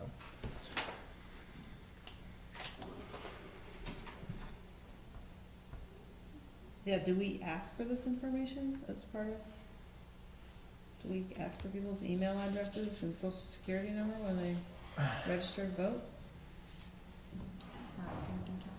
Last four of the social. Last four digits? So all this information is information we currently collect?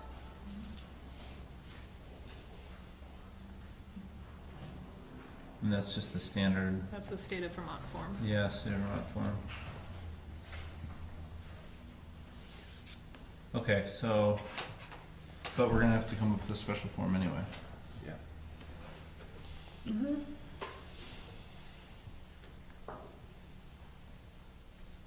Oh, and my last question though too, does this allow, from an administrative standpoint, somebody who is using a regular state of Vermont voter registration form to be registered to be both on the state and federal checklist as well as the municipal checklist? That way they wouldn't need to do two different forms.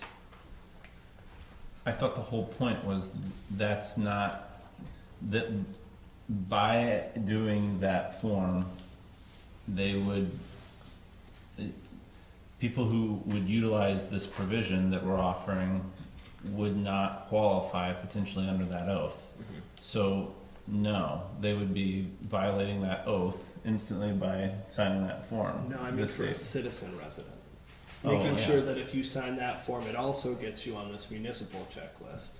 But then people are only eligible to vote in municipal elections would need to use the separate form because they can't use that form and register in state and federal.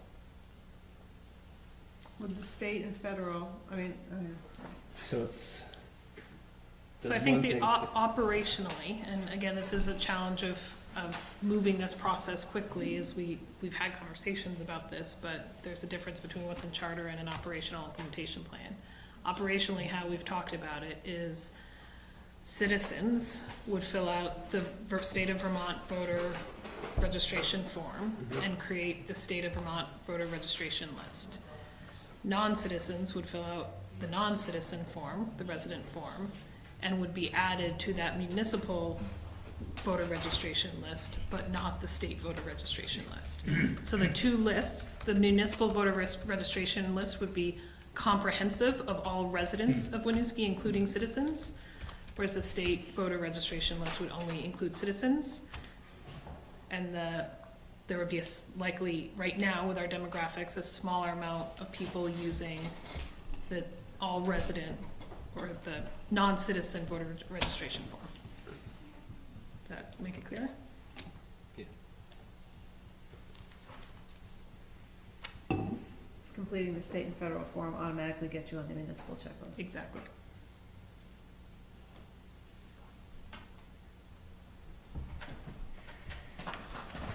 Okay, we'll move on to number 3. Proposed language eliminating the word citizen from the charter. And again, Bob brought up, I think you answered kind of the key questions to it. Is there anything else you guys want to mention on that? This is on this Citizen. word citizen. As I said, I guess in the beginning, I think that this is Something that from a charter change perspective needed to be done anyway. exactly, and how we're operationally running the city anyway. Yeah. And that was the case that was made to me, and it made sense, but I think what I said in return was that, that I'm totally on board with this, but that obviously we'd have to have that discussion as a council, when Jesse brought it to my attention. Well, and I also think if we're, just to add to that, if the intent is to allow all to vote in our municipal elections, to then have somewhere else in the charter that limits participation to citizens is contradictory within the document. Yeah, there's some of the stuff, there's some other language in this page that's awful. Is the proposal to replace the word citizen with resident, or what's the proposal to replace that word? My recommendation would be to replace with resident, but as Bob said, since we had not had that conversation, if there's another word the council would prefer. Yeah, so there's one provision that is a peculiar to a particular issue, which is the right to using, developing, conserving the resources of the Winooski River as it flows through the city of Winooski. And it says no citizen or association of citizens can do that without obtaining approval from the city council. So changing that to resident is not the right use. I think it should be no person. Oh boy, and I had a long conversation, Bob, with James Pergolesi about this, about why that existed, and it has roots with Hydro One. I'm sure it does. Yeah, it was put in as a specialized thing, and it was made very clear to us we could not touch it. Yeah, that was, Okay.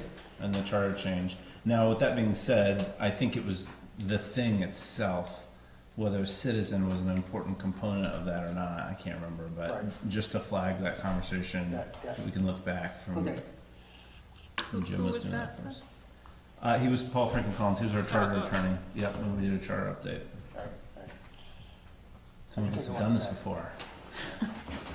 So the other two places it appears is in the section on the general powers and duties of the city council, which include, among other things, the power to provide for citizen participation in appropriate departments, You can change that to resident. I think that that would be appropriate. The third one is a section entitled Citizen Engagement, and it is a provision that relates to the city council appointing boards and commissions to do a variety of things. And it refers to all unpaid appointments of citizens to boards, committees, and commissions shall be for a term certain. Citizens once appointed to a term, blah, blah, blah, blah. So you can change that to residents as well.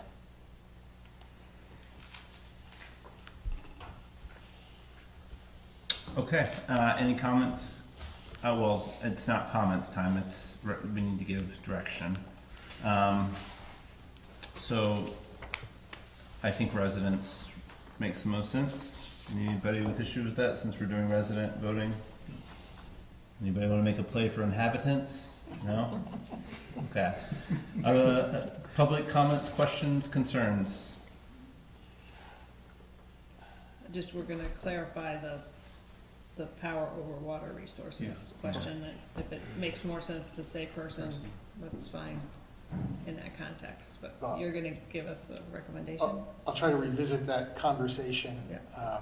that the mayor has had and see if there's some limitation on what we can do to that language, and if not, I would suggest changing it to person. Yeah, I've got them mocked up. Bounce back and forth, I'll look too, Bob. Okay.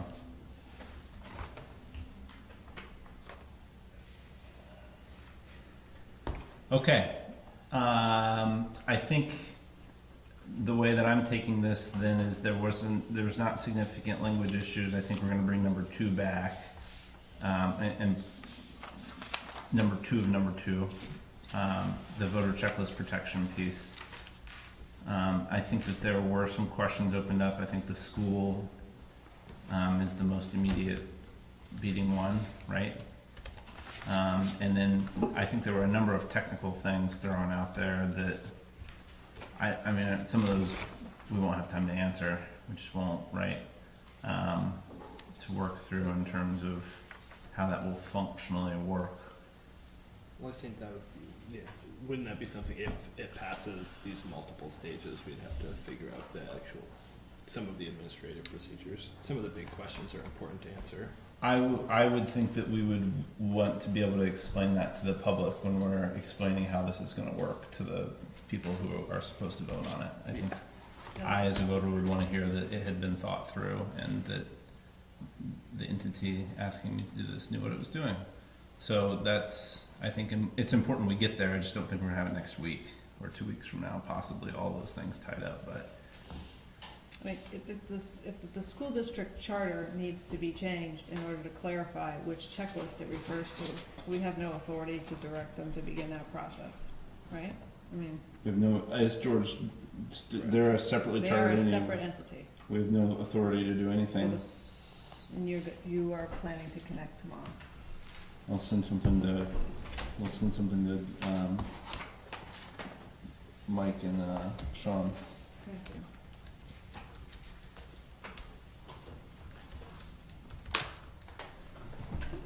All right. Anything else on this issue from council? Sorry, Seth, I think you just tried to do this, and I just want to be really clear on Yeah. what you all are expecting staff to work on between now and the 17th. On the 17th, what we would be bringing before you is language that you feel comfortable moving forward to the voters to start that public hearing process. And are there specific things you want from us either to change on these documents in advance of putting together those documents, or other information you want us to prioritize figuring out in the next 2 weeks before you're ready to take that vote? So I think number 1 is, to me, that the school notification. Number 2, I think we need to be able to extract it, is my opinion. We need to be able to easily extract that. The 128 language. Correct. What do you mean extract it? Pull it out. So that I would just have as a movable piece and part and be prepared for that, because I think, again, I don't think it's a good, this body's just hearing that for the first time here tonight, asking them to make a decision on something like that. and give specified directions, not the way we do things. So the idea that, again, this got thrown into this mix is giving people time to think about that and come up with questions. Send those to staff, but that's number two. From a technical perspective, were there any lingering questions that I'm missing on those that you guys got balanced at you during this session that you feel stood out? I do think we need to look at the oath in B2. If we refer to that, what does that exactly mean on the voter checklist, on the registration form? And do we need to specifically refer to a Winooski oath?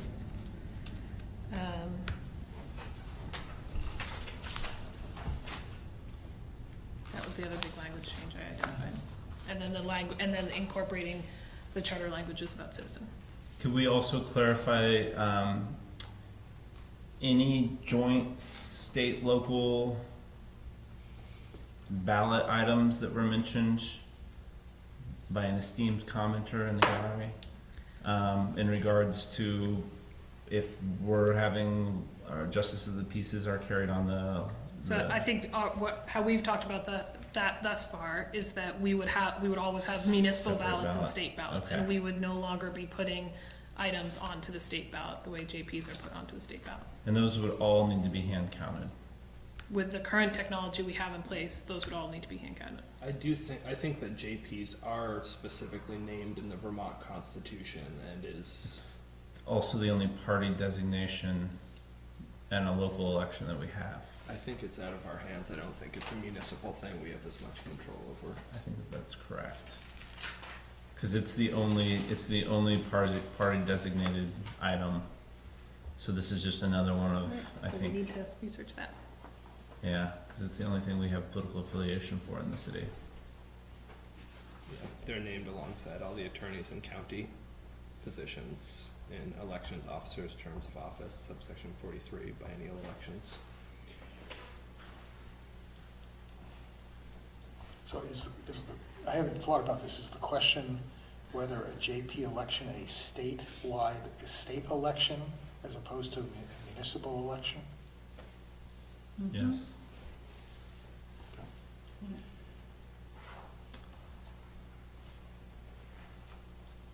And I think for the best of our ability, and, you know, we went into the policy this time, I think an operational overview, the best that we could give for next time would be great.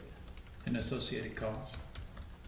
And as close to associated costs as we can. I mean, I think that's gonna be, I don't know how you measure the cost of hand counting, 1,200 ballots versus having a machine do it. But whatever we can come up with. You can get the machines programmed to count our municipal ballots. We just couldn't have those same items on the statewide ballot, but LHS, the group that programs the machines, they can do separate, they can program the card to read more than one ballot, I believe, isn't that correct?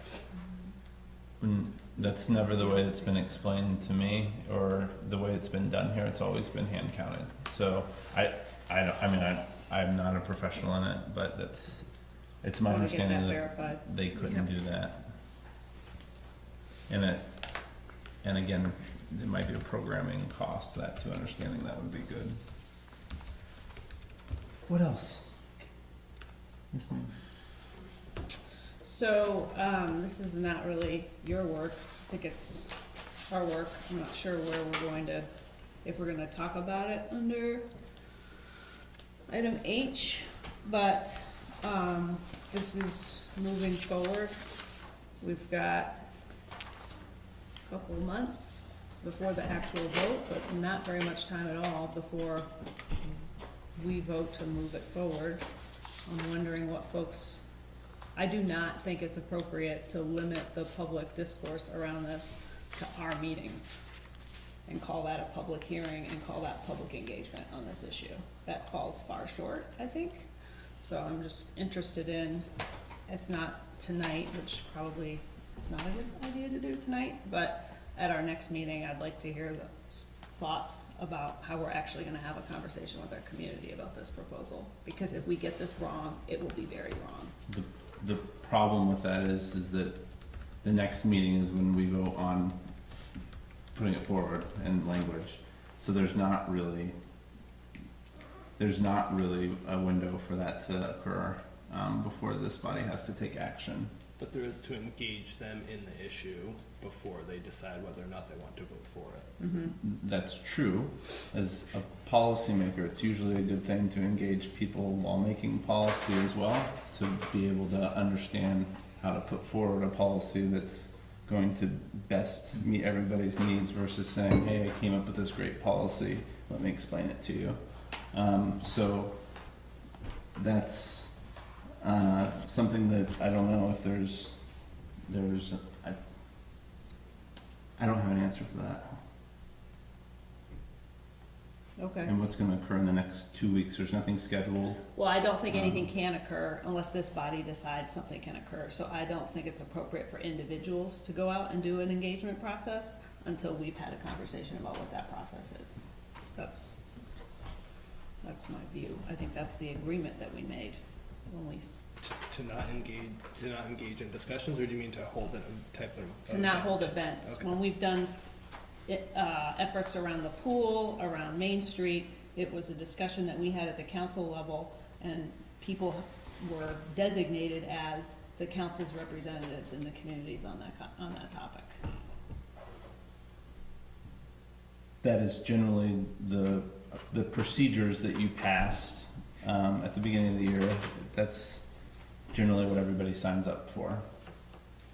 Just being really blunt, since that's what we're doing, right? That has not necessarily been this particular group's MO on all things, from a stylistic perspective. So I think there's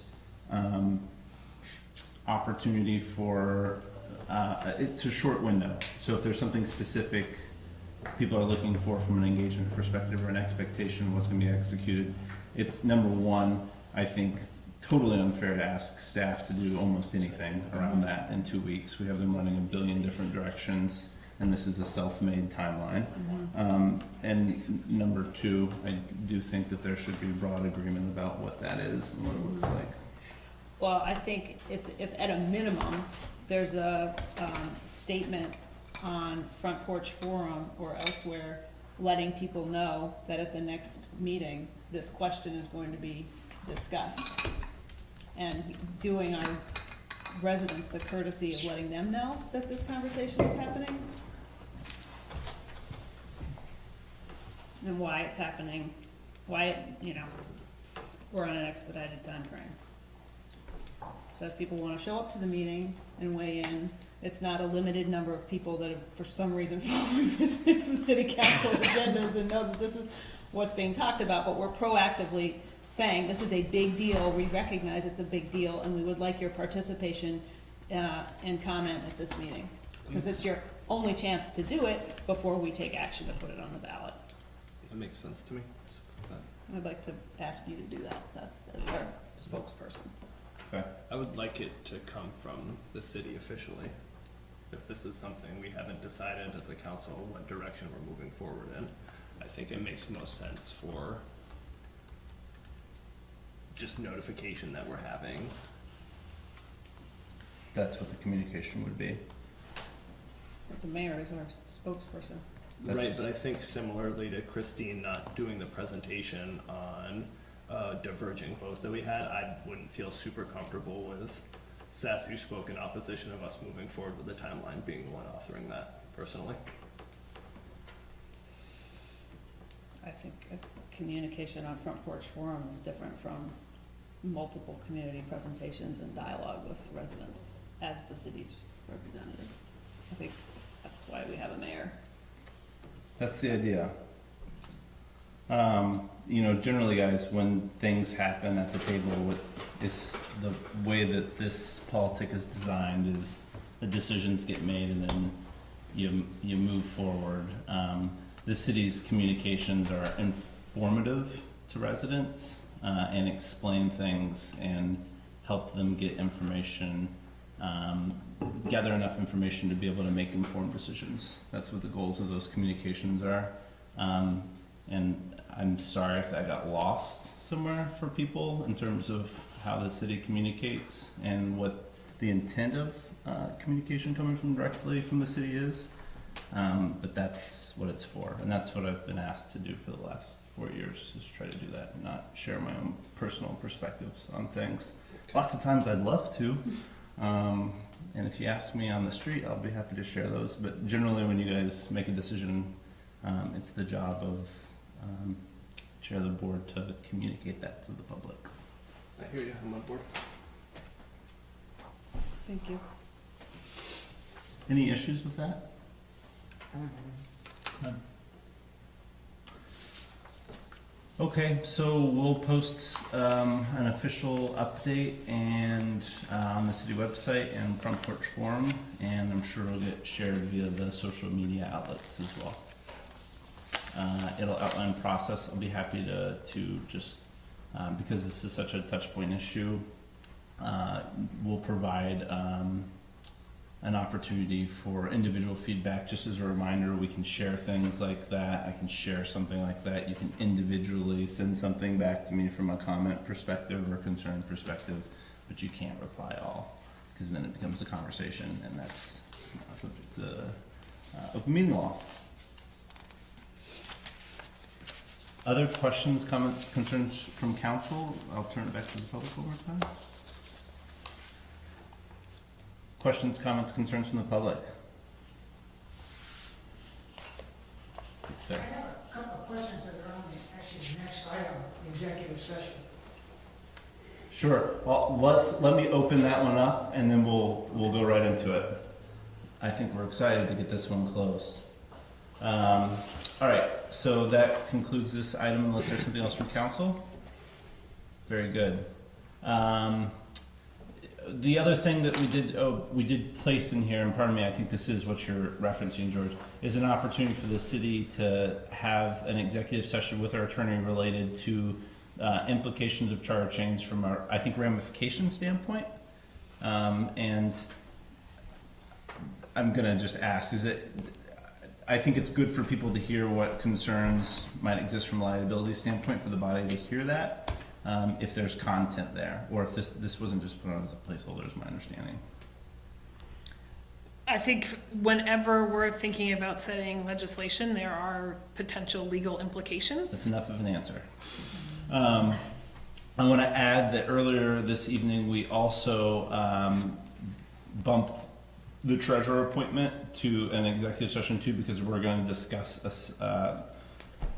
specific personnel and specific individuals that would not be appropriate to do so in public. So we've got two items now that we did an agenda review for executive session. The first, as just explained, is a potential executive session pursuant to 313(1)E to discuss potential charter change implications in confidence with our attorney, utilizing attorney-client privilege. In addition to that, we are also proposing to discuss the treasurer appointment. And just as a reminder, that's a personnel issue, personnel matter as a selection of the council. No decisions get made in executive session. Anything that requires a vote comes back out for public vote and is discussed publicly prior to doing so. So now I'll open it up to questions. First of all, I have no problems with you discussing personnel issues in executive session. However, they must be posted on your agenda in order to go into executive session. They were not. So I frankly don't believe you can have an executive session tonight on the issue of the personnel. Secondly, if there are any issues with legal challenges or costs or other things dealing with the charter change, then the people need to know that.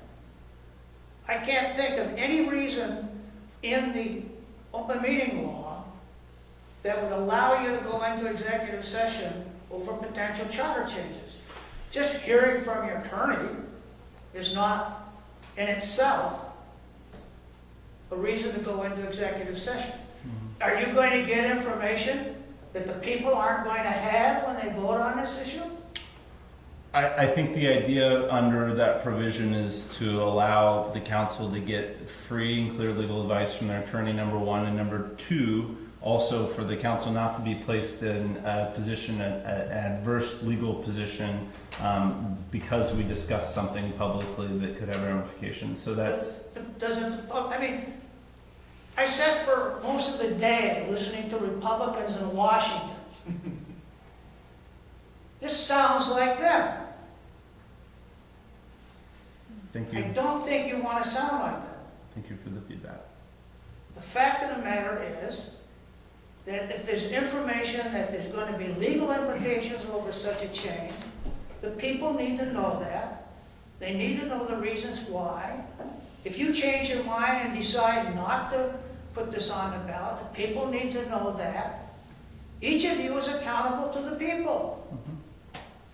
So do you want to be accountable to them, or do you just want to be accountable to yourselves? I rest my case. Thank you. Yes, sir. I tend to agree with George on the legal interpretation, but I'm not a lawyer, so there may be a narrow legal where this fits, but notwithstanding, the optics aren't very good for something that could be potentially quite contentious in the city. Thank you. Any other questions, comments, concerns? Very good. I would entertain a motion to enter into the aforementioned executive sessions pursuant to the stated case for first the charter change implications issue, and then second for personnel matter related to treasurer appointment. So moved. Second. Motion by Nicole, second by Christine. I want to note that the city, as previously, will be bringing Attorney Bob DePalma to executive session with us too. And Jesse Baker? She's ex officio, so she's automatically there, whether she likes it or not. And no decisions get made in executive session. Correct. Okay, we have a motion from Nicole, second from Christine. Any further discussion? Seeing and hearing none, all those in favor, please say aye. Aye. And those opposed? Motion carries.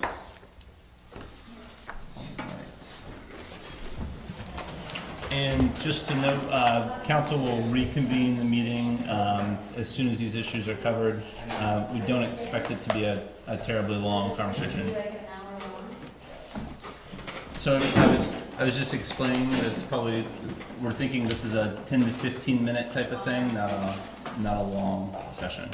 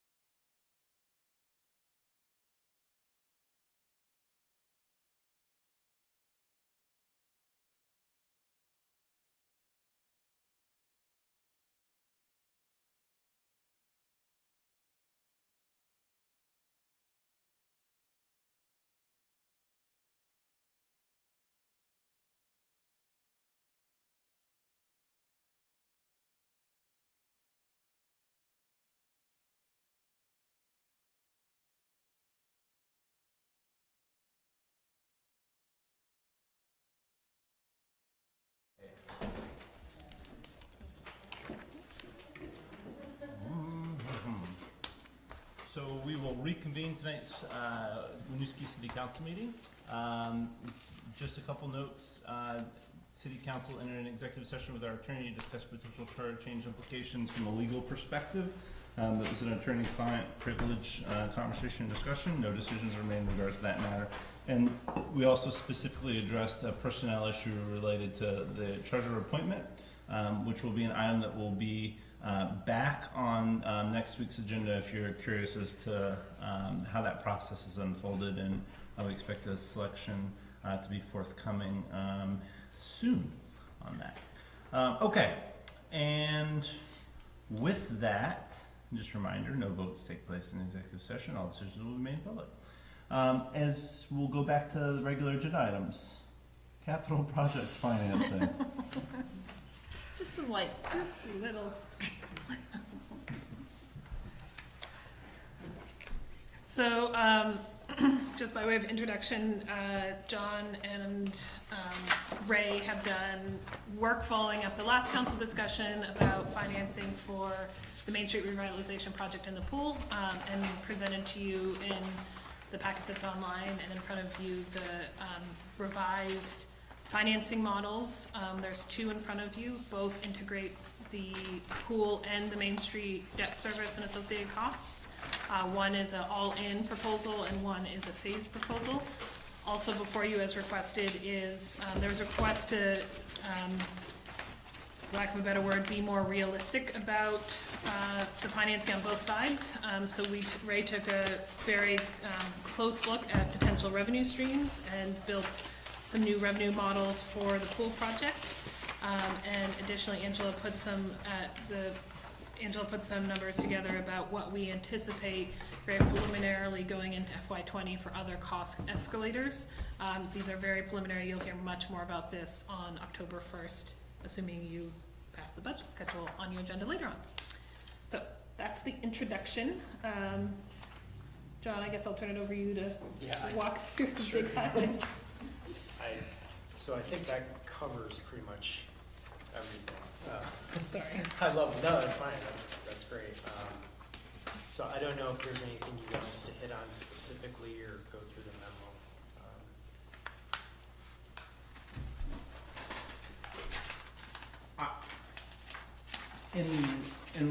Okay.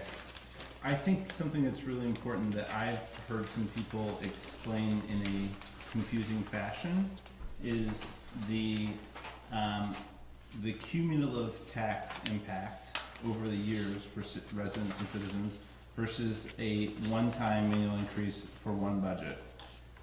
All of our modeling is showing not just a one-time increase in property tax that is being put forward, but several. And I think that I want to make that really clear, because in watching last time's session and in watching some dork I watched you guys, We're here. I quite frankly think that there's been some confusion about that here, and I think that that needs to be called out really clearly as to what we're signing the community up for from a consistent tax increase perspective. So I'll try and answer that, but John, jump in. So the best way to look at this quickly is on, if you think about table 2 or 3, both have the same setup. The bottom 3 lines present the property tax rate impact. So table 2 is the full scope all in. The tax rate does increase not equally over time because when debt service picks up. So debt service picks up at a point in the future after you've taken the money out, or at a point in the future after a grant or a low interest loan has been realized. So what's presented in the very bottom line is the tax rate increase that we would see each year that accumulates up to the tax rate that's on the property tax increase line. So for example, in FY20, the property tax increase is 0.021 for a 2% increase. In FY21, it's a 16.9% increase for a property tax increase of 0.184. So that's adding up. So there's a 2 plus the 16, etc. Does that Yeah, I just think it needs to be pointed out that this is not a one-time tax increase. It's an annual increase, but the amount that it increases on an annual basis differs year to year. Right. Correct.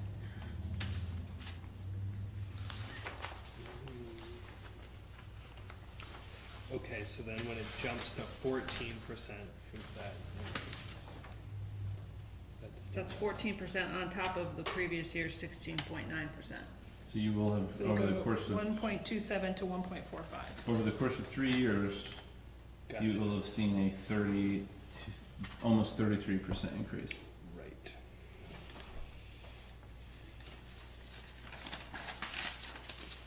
Without any growth in the overall budget. You mean there's other stuff we do? Assuming, unassuming. Well, then, that I appreciate, that's something else we asked for, right, was this graph on the other anticipated increases, which gives us a couple of years of those, but So this gives us next year's of those, but you can extrapolate out from there. I think it's important to know also this is for those things that we know increase annually. It also does not take into consideration any grand list growth. You will hear this comprehensively presented on October 1st. Right. This is solely if things just rise with no offset. And it doesn't account for the budget process that you go through as a leadership team in order to present us with a budget that doesn't have a 4-cent increase, which is So when in you our say, practice. That's why we have been more in the area of 1 to 2 cents rather than 4 to 6. because of the grand list growth offset. Because of grand list growth offset, but also because of some difficult budgeting. Yes. But so that does not contemplate that process having concluded. Right.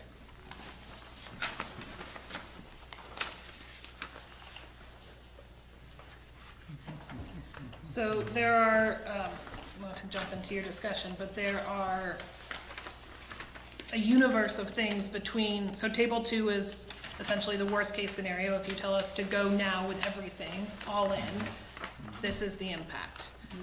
Table 3 is the value engineering of the pool and the phasing of Main Street, and we can talk to you about what that means in detail. These are, I just need to be really clear, these are models.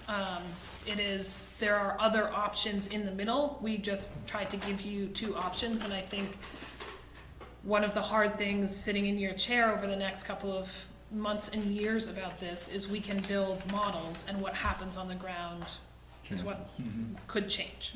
So at some point, we want to provide you with a model that we believe reflects the community's vision and your vision. It's still a budgetary model. I also just want to say that we as a body have not had this yet, but it is time for us to have this conversation too. Is we're gonna have to start setting some deadlines for ourselves in terms of giving that information so that the budget can be prepared appropriately and that we can back into these financial decisions on a timely basis as well. But I think that's another conversation for us as well.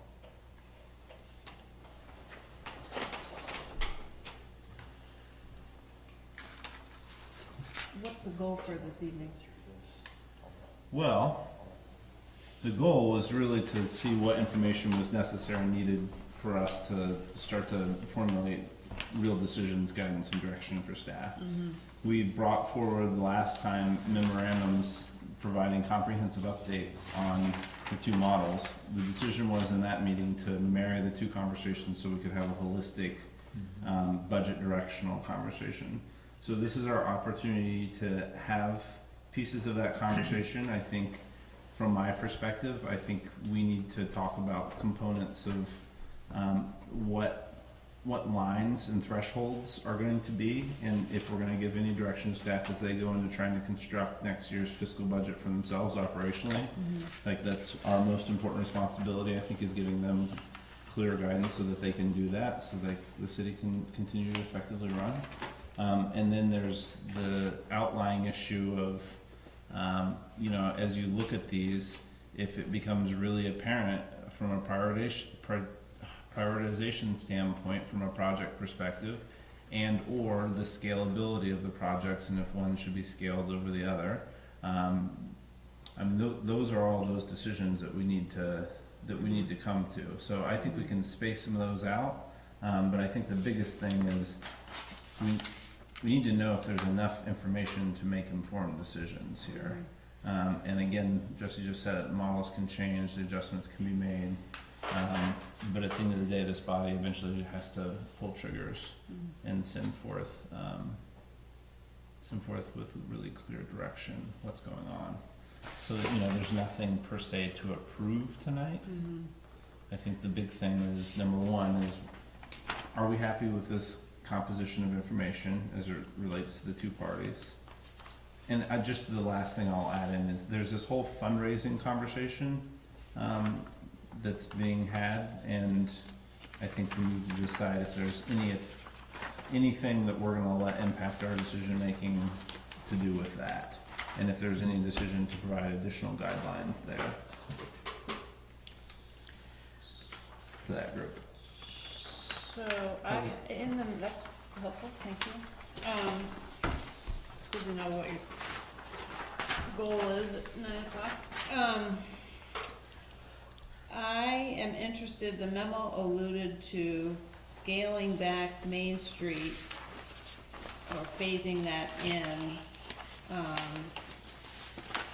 would be more expensive, and I'm trying to see what that amount, by how much we're talking about. I mean, there's wise, pound, foolish stuff that we could easily get into in order to avoid political heat in the first couple of years, but if we end up costing the city taxpayers.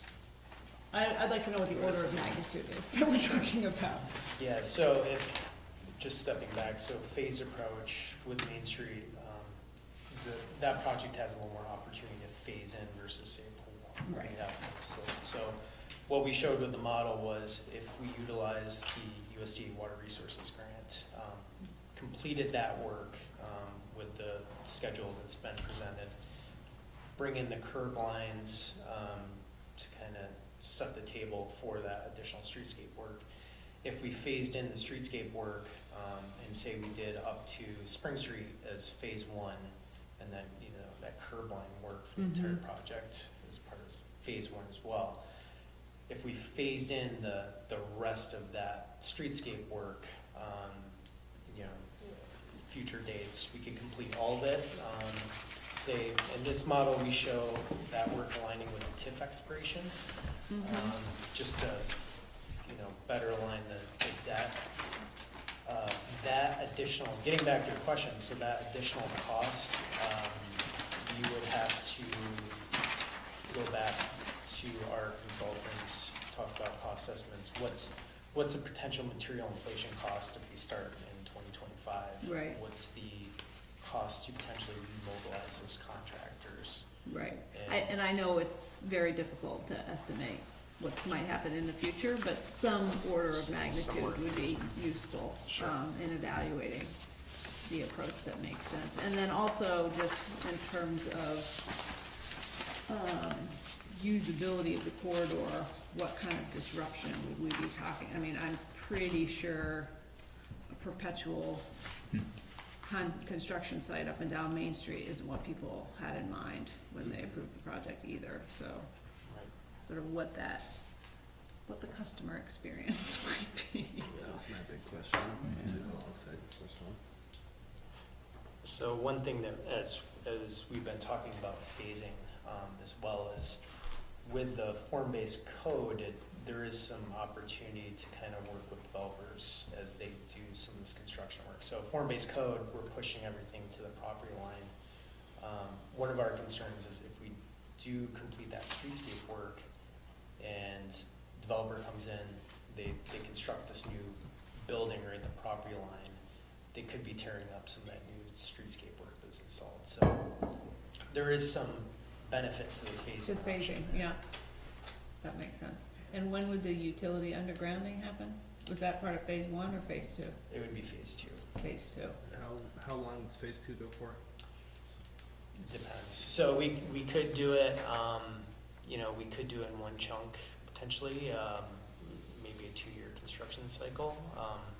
Or you could break it up if we have an idea how developers are moving forward with projects. So, and depending on funding as well. If we feel like if you guys set a target for property tax rate increase, we could phase the project to meet that. Mm-hmm. So part of what I struggle with a little bit is we've got this I'm not clear when the timelines are for us to, I understand we have to put together a FY20 budget, but there are assumptions built into FY20 that I think they're relatively consistent. That scenario doesn't change for FY20, depending on whether you go all in or take a phased approach.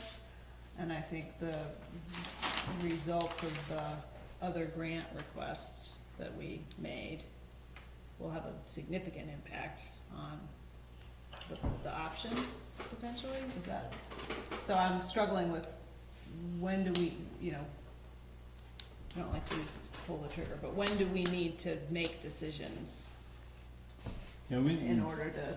We didn't put forward a defined schedule for that. I mean, we could discuss that now, in terms of, when it's most beneficial and helpful to them to set our own internal deadlines. Go ahead. So, one of the items we have put forward to you is the pool opening in the spring of 21, wrapping up to the end of the 20 construction. We don't have a huge amount of wiggle time on that schedule. Right. So if that is something you want to move forward on, we need to be moving into final design on that this fall. We can't wait until after town meeting day to do that. We will lose that summer usage schedule. Right. I think similarly with Main Street and figuring out those construction costs, we would likely, we have to get from, John, jump in here, but my understanding is even if we do a phased approach, we need to move the whole project as close to final design as we can so we know where pipes are going. You can't design a water system without knowing where the underground utilities are going over time. So we would need to advance that section of the work in advance of the construction phasing. That I think we don't have quite the same, in the next 2 months we need to be approving that contract, but I think before town meeting, if we really want to stay on this schedule, we would need to be moving forward. So phased or not phased, that work needs to happen. Exactly. I guess I'm trying to understand how we can help make decisions that are gonna happen irrespective of the specific path we pick, in a timely manner that doesn't waste construction seasons or whatever, while also not rushing to a decision point when we don't necessarily have all the information that would be useful on the Main Street side. Yeah, and I agree. So Main Street has more flexibility because either way, if phased or not, we would still move forward. But the pool is sort of the critical path, I guess, to decide on. So I guess saying it another way back to you is to, at what point are you going to be comfortable enough that both of these are going to happen to some degree, like they're financial models that work to some degree, that you feel comfortable authorizing us to move to final design and bid documents with both projects? And with the acknowledgement that those final design and bid documents may sit on the shelf for a little while until the financing models catch up. Okay. And that's what we've been trying to do with these models, is give you some options of how those revenue streams and expense streams could line up to provide options. Right.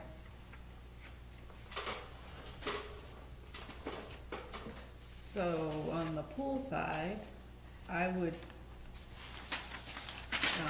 be comfortable with a value engineering approach.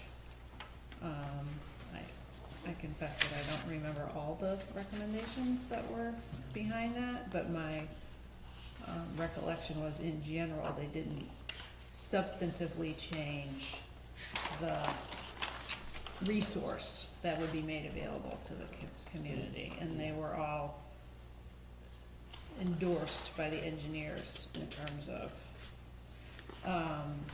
and I'm also happy to set fundraising goals around the addition of those features. Mhm.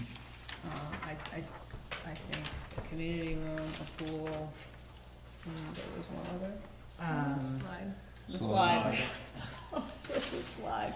Those are concrete goals, and I do think the committee, you know, we haven't necessarily been as clear as we could be with them around what is it we need in order to move this project forward. So I feel like those are some tangible asks. I think they need that. And I think, I agree, and I would be, despite the fact that there was a lot of conversation in the lead up to the bond vote about the value of those, features, I think, when we're looking at tax rate increases in the order of magnitude that we're looking at, we have to be willing to, be very clear with people about what we can support and what we can't support in total. And so that's, I guess I'm just trying to put my cards on the table. To just get some clarification real quick though, because I might be reading it wrong in the memo, that table 3, which has the valued engineering option, still does include a community room slide heater and heaters. And that the memo says it could be farther scoped down from 3.6, which is the value engineering, to 3.3. Correct. Okay. So it would be like a fundraising goal of $300,000. Okay. So I also Seems like support. a realistic fundraising goal. We also, though, have the same revenue in both pool models. What we've heard consistently is the features are really important to the revenue. Right, so we had that discussion as we developed these models, and I think as we have seen now over the last couple of months, you can massage these models 1,000 different ways. I think, given that the goal in looking at this approach would be to give the fundraising committee something to shoot at, and hopefully give them work to do to keep those features in place, it didn't feel appropriate to us to peel that revenue back out and then have to go back and add it back in if they, you know, do their job and do the fundraising piece. So we left it as is. Again, with the hope that that fundraising committee would take that charge and go get it done and bring that money back to the project and keep those features in place, if that makes sense. At the end of the day, it seems to me that the slide may be one of the last things to go in. I mean, it seems like if they can't meet the goal, then we have a discussion around, well, our funding assumptions had these built into it. Is it, you know, they came 50,000 shy of a slide. Should we put that in the, I mean, I don't know. I don't know how all these things get timed out, but the engineering plans would include those features. Correct. We just would not move forward with the construction of them unless we add. And as we said, I mean, we talked a little bit about this as well, I think, and not an engineer, as I always confess here, but, you know, I think it's easier to peel those pieces back out of a design than it is to do a design and then have to go back and add them in. So I Right. think we would engineer or do the design work for the full project and then be ready if the fundraising doesn't come through to pull back the community room or the slide. Right. And how that conversation gets managed as to which one gets prioritized, or, I think that's a conversation for down the road a bit, but. Christine, I'm sorry, you got cut off like 4 times. I was just saying that I also fully support that move of, you know, moving forward with the design, setting the fundraising target for the fundraising committee to cover those features and having the value engineering. Because as we can see in table 2, we can't do both of these things at once as is. Full scale. Yeah, full Yeah. scale. I'm on board with that as well. Yeah, and I think the sooner the better, because they're gonna need the time to fundraise.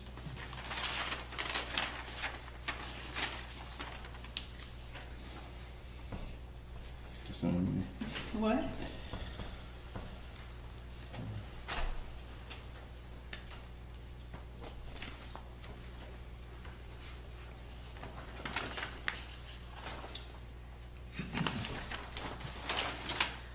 Yeah. I think my concern with the Main Street phasing for Table 3 is signing up that corridor to 10 years of continuous construction season. But of course, obviously, with that too, my concern of not having some level of phased approach is the numbers. I'd like to share my takeaway from the meeting that we had actually about this. So, looking at this phased approach, there were a couple of important factors that came up.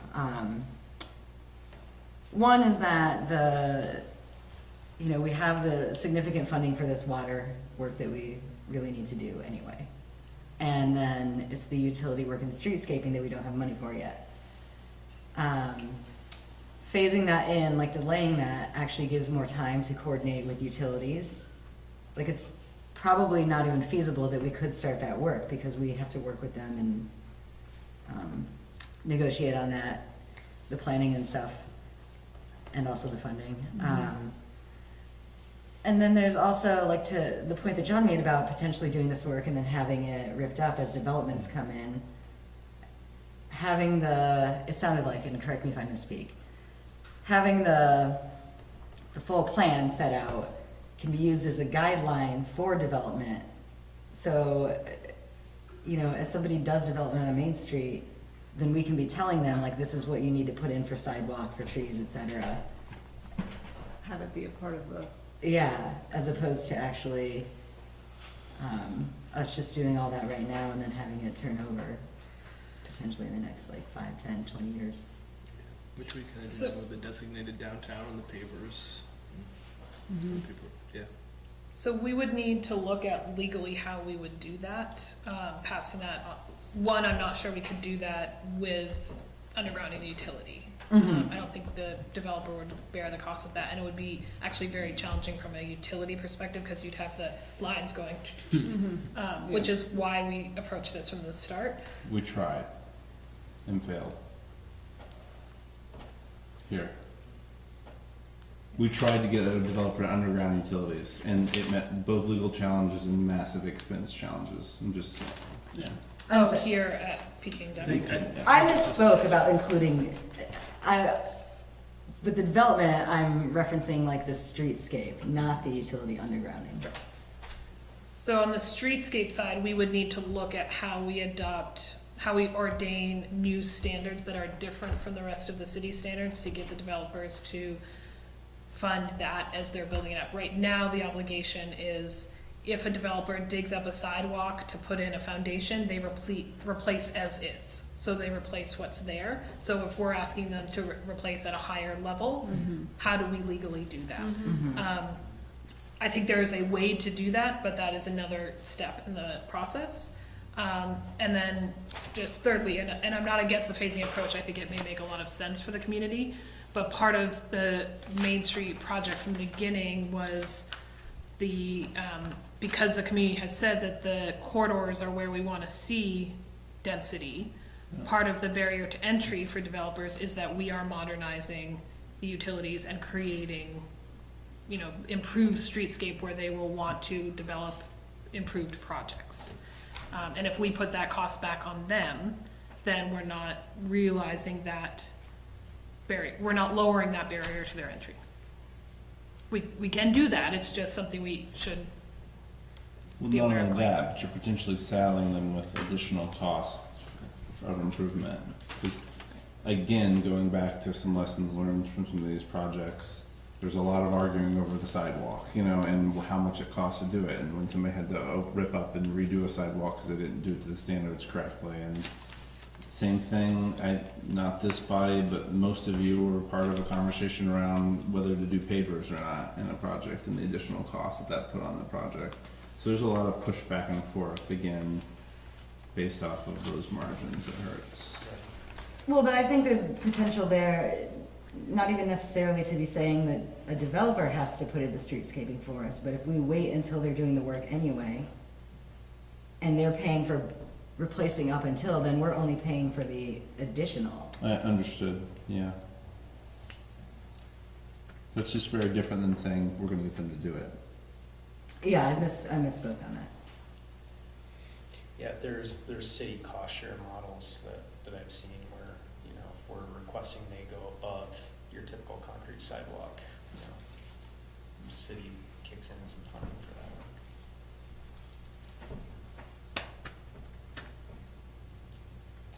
work. You know, I think it's,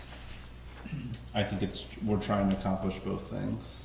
And I think it's gonna have a pretty negative effect personally on the Main Street project from a execution standpoint, from a cost standpoint, and from an effectiveness and intended impact standpoint. I also think we're at a place where we're in a pretty challenging spot when it comes to having both these conversations go on at once. So, you know, I get it. And there seems to be broad support for phasing. So, and the 30 cents isn't gonna work, right? And I'm interpreting the will of this council as move both these forward, don't put one on the back burner for any longer. Is that correct? Anybody want to challenge that? Not me. So I think it's figure out how to do both of them. And it sounds like to me phasing is the only way we're gonna get there. You know I want to sit down and have a longer conversation about what that looks like individually and learn a lot more to really understand the implications of that. I do think that we're all going to have to be willing to compromise quite a bit, and we're probably not all going to be happy about the way it ends up, but and that both projects may be a year longer or later, and that as hard as that may be for either a business that's on Main Street, or a home that's on Main Street, or a property that's on Main Street, or a child of a particular age who may not get to use that pool for that 1 year, that's too bad, and a really unfortunate thing that we have to have play into our decision-making calculus. But I don't think it can be the steering thing. I just want to philosophically say that I think we all need to be willing to compromise on that and understand that we're probably going to set both these projects on a slightly different trajectory than they would optimally be from a scaling standpoint. I just think that that's important from my perspective as we come to the timing piece. And I think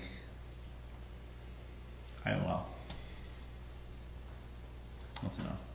Speaking about timing, something that was just coming to mind is, I can't remember what it is, but there's some deadline on the water funding that's available. So we have 5 years, basically I mean, which 5 years comes fast with these kinds of projects. So that is something that, you know, we are modeling going with the full water resources project in this. Recommend sticking with that.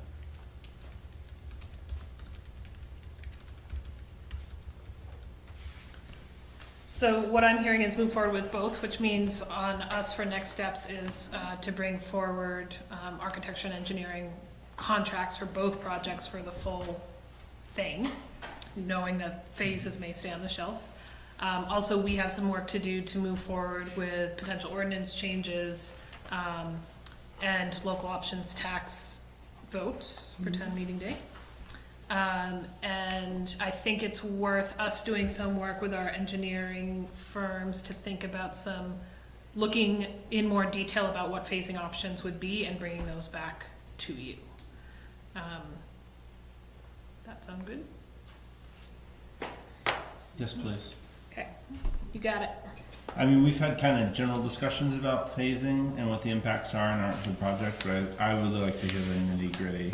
And that doesn't necessarily, I'm happy to come have a separate meeting with you guys about that too, but before fully signing up for that with blood on the paper, I think that I would really like to hear that.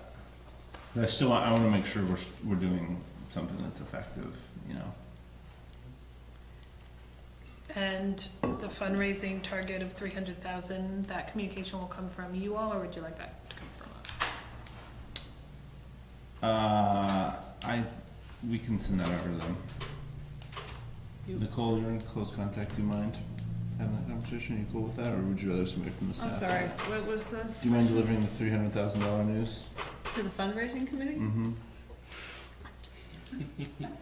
If you would prefer not, we can do it. I believe formally. you signed up to be the official liaison. We can talk about it. Well, I can help with that too. thanks. Great. Everybody seems so happy with us here tonight. Just making friends right now. So, okay. We will then reconvene on this with those items. Jesse, thank you for putting together the list that's going to move forward. Is there anything else you're missing? Just a huge thanks to Angela and John and me for putting this all together. It's a lot of work, and I think we're getting closer and closer. Thank you, guys. Thank you. We really appreciate all your work and time. Thank you.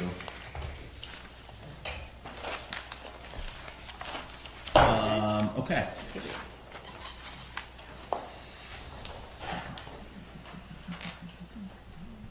Okay, item G, housing policy implementation schedule. Hi, Eric. So, again, just to set the schedule, or set the table here, at the last meeting, we had a conversation about schedules for possible consideration of a replacement ordinance, inclusionary zoning, of an affordable housing trust fund structure. You asked us to come back with an integrated schedule on those two things and comments on a fall housing series. Eric and I attended the Housing Commission meeting on Monday and vetted with them this schedule and these concepts we had put together, and they made some changes based on their process and how they would like to hear from experts as they're developing tools. So what's in front of you is that integrated schedule between now and you potentially adopting policies in February, and the concept of this fall housing series. And the big change to that is that the Housing Commission will be inviting experts to their next two Housing Commission meetings to guide their work as they're thinking about specific tools. And we'll have one kind of all-in special meeting for the Housing Commission, Planning Commission, Council, and the public about these tools in general, replacement ordinances, inclusionary zoning, and affordable housing trust funds in the middle of October, with some development experts and housing experts from the region to guide the larger process as these tools get to the Planning Commission and get to you all. So really, we would love your blessing on this process tonight. Did I miss? The only thing I would add is that the discussion at the Housing Commission focused mostly on the fact that they were more interested in getting some support as they developed the regulations, the drafts, rather than being the venue to host more of those engagement opportunities with their regular meetings. So they felt it'd be more beneficial that they have the experts in the room that they can have a conversation with directly, rather than having somebody show up, speak, and then leave while they figure out how to update how to address the regulations. I think it's ambitious. I think you've signed up for a tremendous amount of work you're doing, on the scale of a city, more than what we've done regionally in the last decade, probably, on this issue from an education and outreach standpoint. So I appreciate the ideas. Are there specific concerns from a timeline perspective or content perspective that folks have? It appears to have the issues that have been the touch point issues. Are there any? So I just had, it's apparent to me we need to be as clear as we possibly can. So on page 1 of the memo, it says table 1 provides an updated schedule that outlines the development and adoption of the following replacement housing ordinance to address the loss of housing in the city. My understanding was it's to address the loss of affordable housing in the city, but I want to make sure that we're on the same page about the goal of the replacement ordinance. So the discussion that we had was that the replacement ordinance would address any housing, and then the inclusionary ordinance would address affordable housing. Okay. So that if we were to do it as just a replacement ordinance without the inclusionary, then we were looking at affordability replacement. Right. But since we're also talking about the inclusionary component, the replacement ordinance would be to replace any housing. Okay. And the That's helpful. inclusionary That's would address the helpful because the affordable. replacement ordinance discussion had basically been operating in isolation. Right. Up until, recently. So, thank you. And then I had,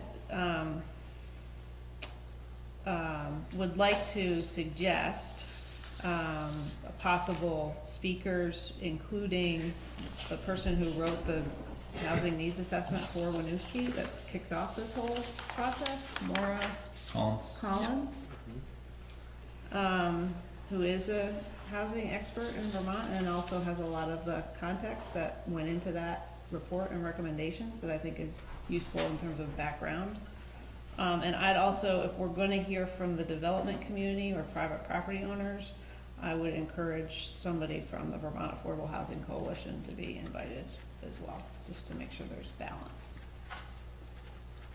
Earhart, Who has background in Winooski. he's a community and economic development officer here for a long time. And sorry, Nicole, I know you had said that to me on Friday. We had just already finished the memo, so. No problem. I just appreciate the work that's gone into this and the thought process.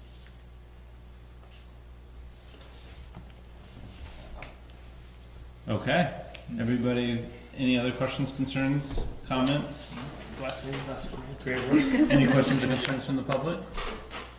Seeing and hearing none, I entertain a motion for approval of the housing policy implementation schedule. So moved. Second. Moved by Nicole, second by Hal. Any further discussion? Hearing seeing none, all those in favor, please say aye. Aye. And those opposed, motion carries. Thanks, guys. Thank you very much. You're welcome. Item H, policy or public communication for major projects in FY20 budget. This was actually brought forward by a counselor who had some ideas when discussing things. In the interest of time, I'm gonna throw it right over. Yeah, so at the last Public Works Commission meeting, the chair of that commission had inquired about being able to post like updates on Front Porch Forum of what their commission is up to. So I brought that to Jesse to find out if there was any like reason we are not allowed to do that. The answer is no. And thought that was also something that we should consider with the council. We've had these special outreaches for the bond votes. And I feel like we should be doing more outreach in general, just updating community members on what we're doing on like a monthly basis, say.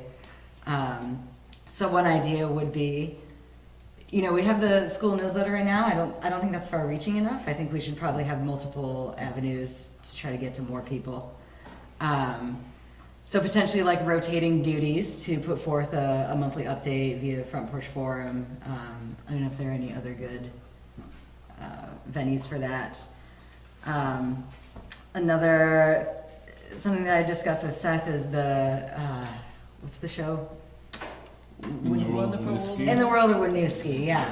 So utilizing that as a way to provide ongoing updates of what we're up to, rotating ownership there, coordinating potentially with the city to like share those videos on social media, because I think right now they just live at Channel 17, which. Paul does a good job of sharing them. Oh, he does? Okay. On the social side, yeah. Yeah. And I don't know, I have some other like random ideas about potential ways of outreach, but I think what's important is that we are being more proactive in sharing what we are doing and also approaching it as like the council. Something that I've struggled with a little bit as a newer member is understanding, just like navigating like when I should be reaching out to folks or like what, the difference between sharing a personal position and the councils, yeah. So I think the process would be, I think, better for residents, but would also help me or like other new members. I think it's a great conversation. I think it's one that's best done in coordination with staff because they're in control of most of the communication channels. I think that I would say 2 steps. One would be to shape up some of those proposals, maybe in talking and working with staff, and if other people want to throw out ideas here, and then bring back something with more definitive guardrails on it. that the council could put its teeth into as like a general communication strategy to sign up for, because and pair it with the policy that we have about communications at the same time, having that conversation, because in that policy we talk about, for example, things like the school newsletter, right? The school newsletter from a venue standpoint, when you're writing for that, to be really blunt, Anne's going to tell you if you insert a bunch of your personal opinions in there, that's not what it's for, right? It's for you to give a council update. I think that's really important because we're really talking about the council round robining communication opportunities, which is great, fine. I just think it's important we structure it and make it agreed upon by everybody of what it looks like, and then what the appropriate types of content are that we use those platforms for. That's my 2 cents. That sounds right to people? So can I recommend we get together with staff, with Jesse and Paul, and talk about that? I don't think it's going to become a huge project, Jesse. And I think it's going to just be brainstorming those things. And like in the world of Winooski, they started that as the Winooski Mayor Show, and my response was it should be a community-owned show. Like it should be something that other people can take ownership of. I've just gotten stuck with it, quite frankly, because nobody else consistently does it. We'll do them, but it's absolutely, those are types of things that we should reopen and talk about and share. And the monthly update, something we've talked about actually for years from the city council perspective, doing something in Front Porch Forum. We've just never actually. I'm surprised we haven't. Yeah, it's a good idea. We're writing up this thing for the school newsletter. Just port it right over. And Colchester did one that we actually looked at several times, where they were doing it and a counselor would pair up with like a department head and focus on like a particular area, which we could talk about whether that might work with like liaisonship areas. Right, commissions and maybe that gives a little joint authorship to somebody like the commission chairs too. I don't know, those are just ideas. Thank you for putting the thought into this, Christine, bringing it up. Everybody's agreeable with that. Maybe we can bring something back. Christine, we can work on that? Yeah. Cool. I do want it to come with the policy though, so we can make sure if we need to make changes to the policy or whatever, we can just be all clear what we. Any other questions, concerns, comments from council? Thank you, Christine. Questions, concerns, comments from the public? So seeing and hearing none, we'll bring that back. Budget planning. Okay, so we are catapulting towards budget season. So we wanted to flag for you that that's happening and outline a proposed timeline. So I wrote this memo, was reviewed with leadership team. We are recommending following the same process we went through last year. And just for the new counselors, historically in Winooski, the general fund was looked at, which is the revenues raised through property taxes, was looked at in advance of town meeting for approval on the town meeting, and then the enterprise funds, the water funds, the wastewater funds that are raised through ratepayers were looked at after town meeting. We switched that last year to looking at them comprehensively because each has decision points that affect the other. So if you only raise this much through property tax, you have to raise that much through the rates.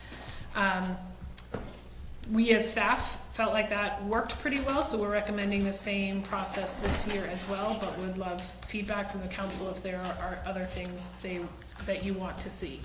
So in the memo attached, and we don't need to decide this today, really, we can just have a conversation and approve it at the next meeting. It's the process that has you having the budget goal setting session at your October 1st meeting, us working on building the budget October and November, bringing back the final management budget in the beginning of December, walking meeting by meeting through content areas in the city for a approved budget at the end of January. And then we've also outlined what the staff internally will do if we follow that structure. The big questions for you all in this is, one, did that work well last year? Are there lessons we learned from last year that we want to integrate into this year's process? Two, the way the calendar falls this year, we actually have one less budget meeting than we had last year, which has you looking at a department budget. The meeting before you have to propose something, so do we want to think about adding in a special meeting? Do we want to look at different locations or communications strategies in advance of the budget process? And then finally, as we think about this realignment of commissions and pulling the commissions out of operations and to policy, not specifically giving them a role in the budget approval process, which we quite frankly did not do uniformly last year. So in order to kind of maintain expectations of the commissions, want to be very clear about that going into this year's process. So that's what I want your feedback on. I'm happy to either field feedback now, or given that it's 9:30, leave it there and we can have a more thorough conversation at the next meeting after some of this is thought through. I just want to add, I think that the location and outreach concepts will be, I think it would be great if we could address those in the same conversation and bring that back too. Just because I think we're gonna need, and I think this is one year where we're probably gonna have to adopt some specialized opportunities for conversations, given some of the things that are focused and targeted, trying to have, I think that's gonna be really challenging. I could actually fill the hour and a half they asked us to fill at the school this year. But I think we're gonna need the extra meeting. That was my gut. I think even if we just put it on the books and space ourselves in a way that tries to let us reach, yeah, I think if we just have that one meeting buffer on the decision side, that's ideal. Because doing a department and doing the final wrap up in one meeting's not gonna work. It's just not mental, and especially if it's a particularly challenging. And I expect some of these budget meetings, quite frankly, to be challenging from a public perspective. These are not gonna necessarily be meetings where we sit down and have a 30-minute conversation ourselves. So, do you want me, so I agree, I think that is going to be very challenging. So, just polling the audience, and we can go back and look at calendars. So an option would be to grab that the second Monday in December, so to have 3 meetings in December and 4 in January. Another option is to have a week in January where we do 2 meetings a week. Or have a Thursday meeting the first week in January when we don't have anything currently scheduled. And I'm happy to just set that, or if you want to weigh in.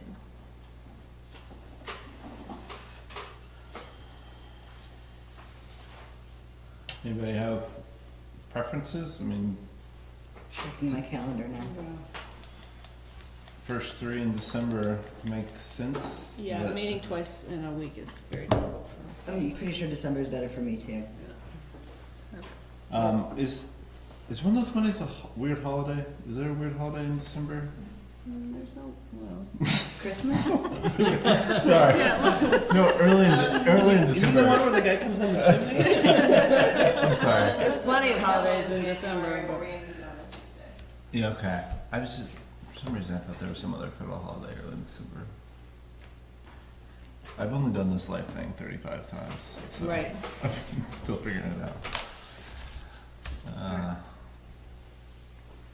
Yeah, it's fine with me. If that works best for others.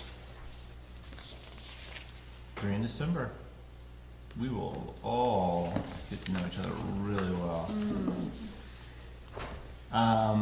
And then I think the other thing maybe Christine and we can talk about is location.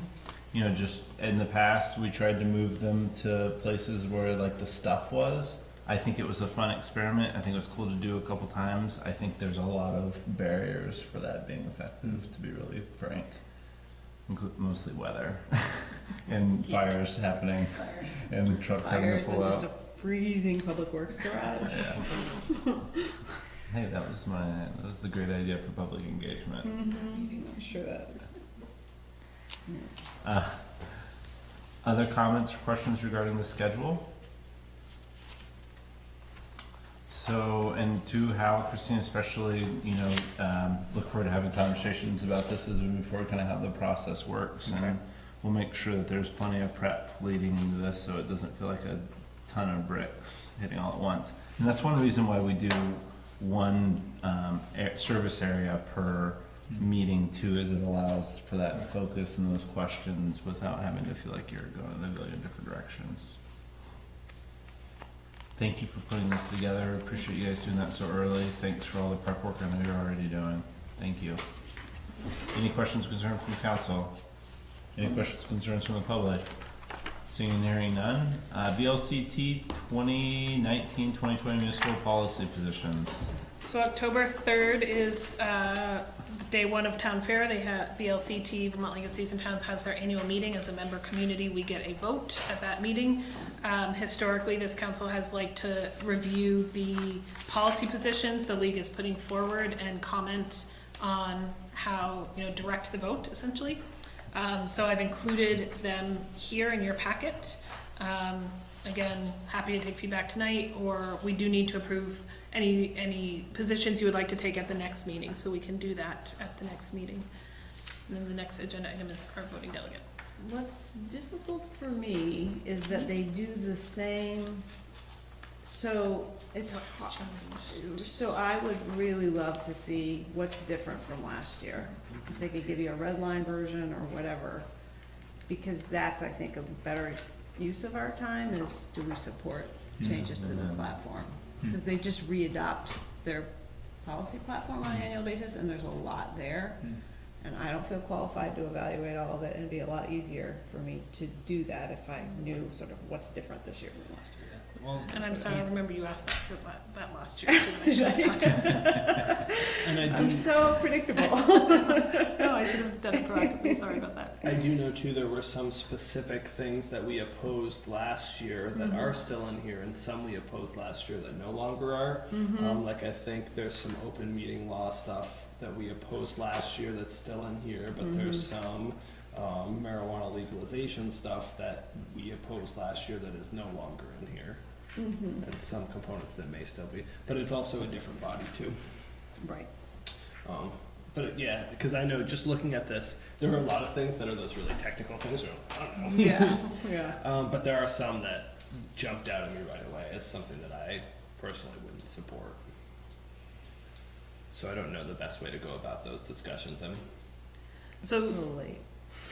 So late right now. No, I think if it's okay to talk about it next time, because I would love to dig into it deeper too. Yeah. There's a lot. Yeah. Let's do the red line. I think that's, if Karen or somebody could give that to us. I'm sure Karen has it.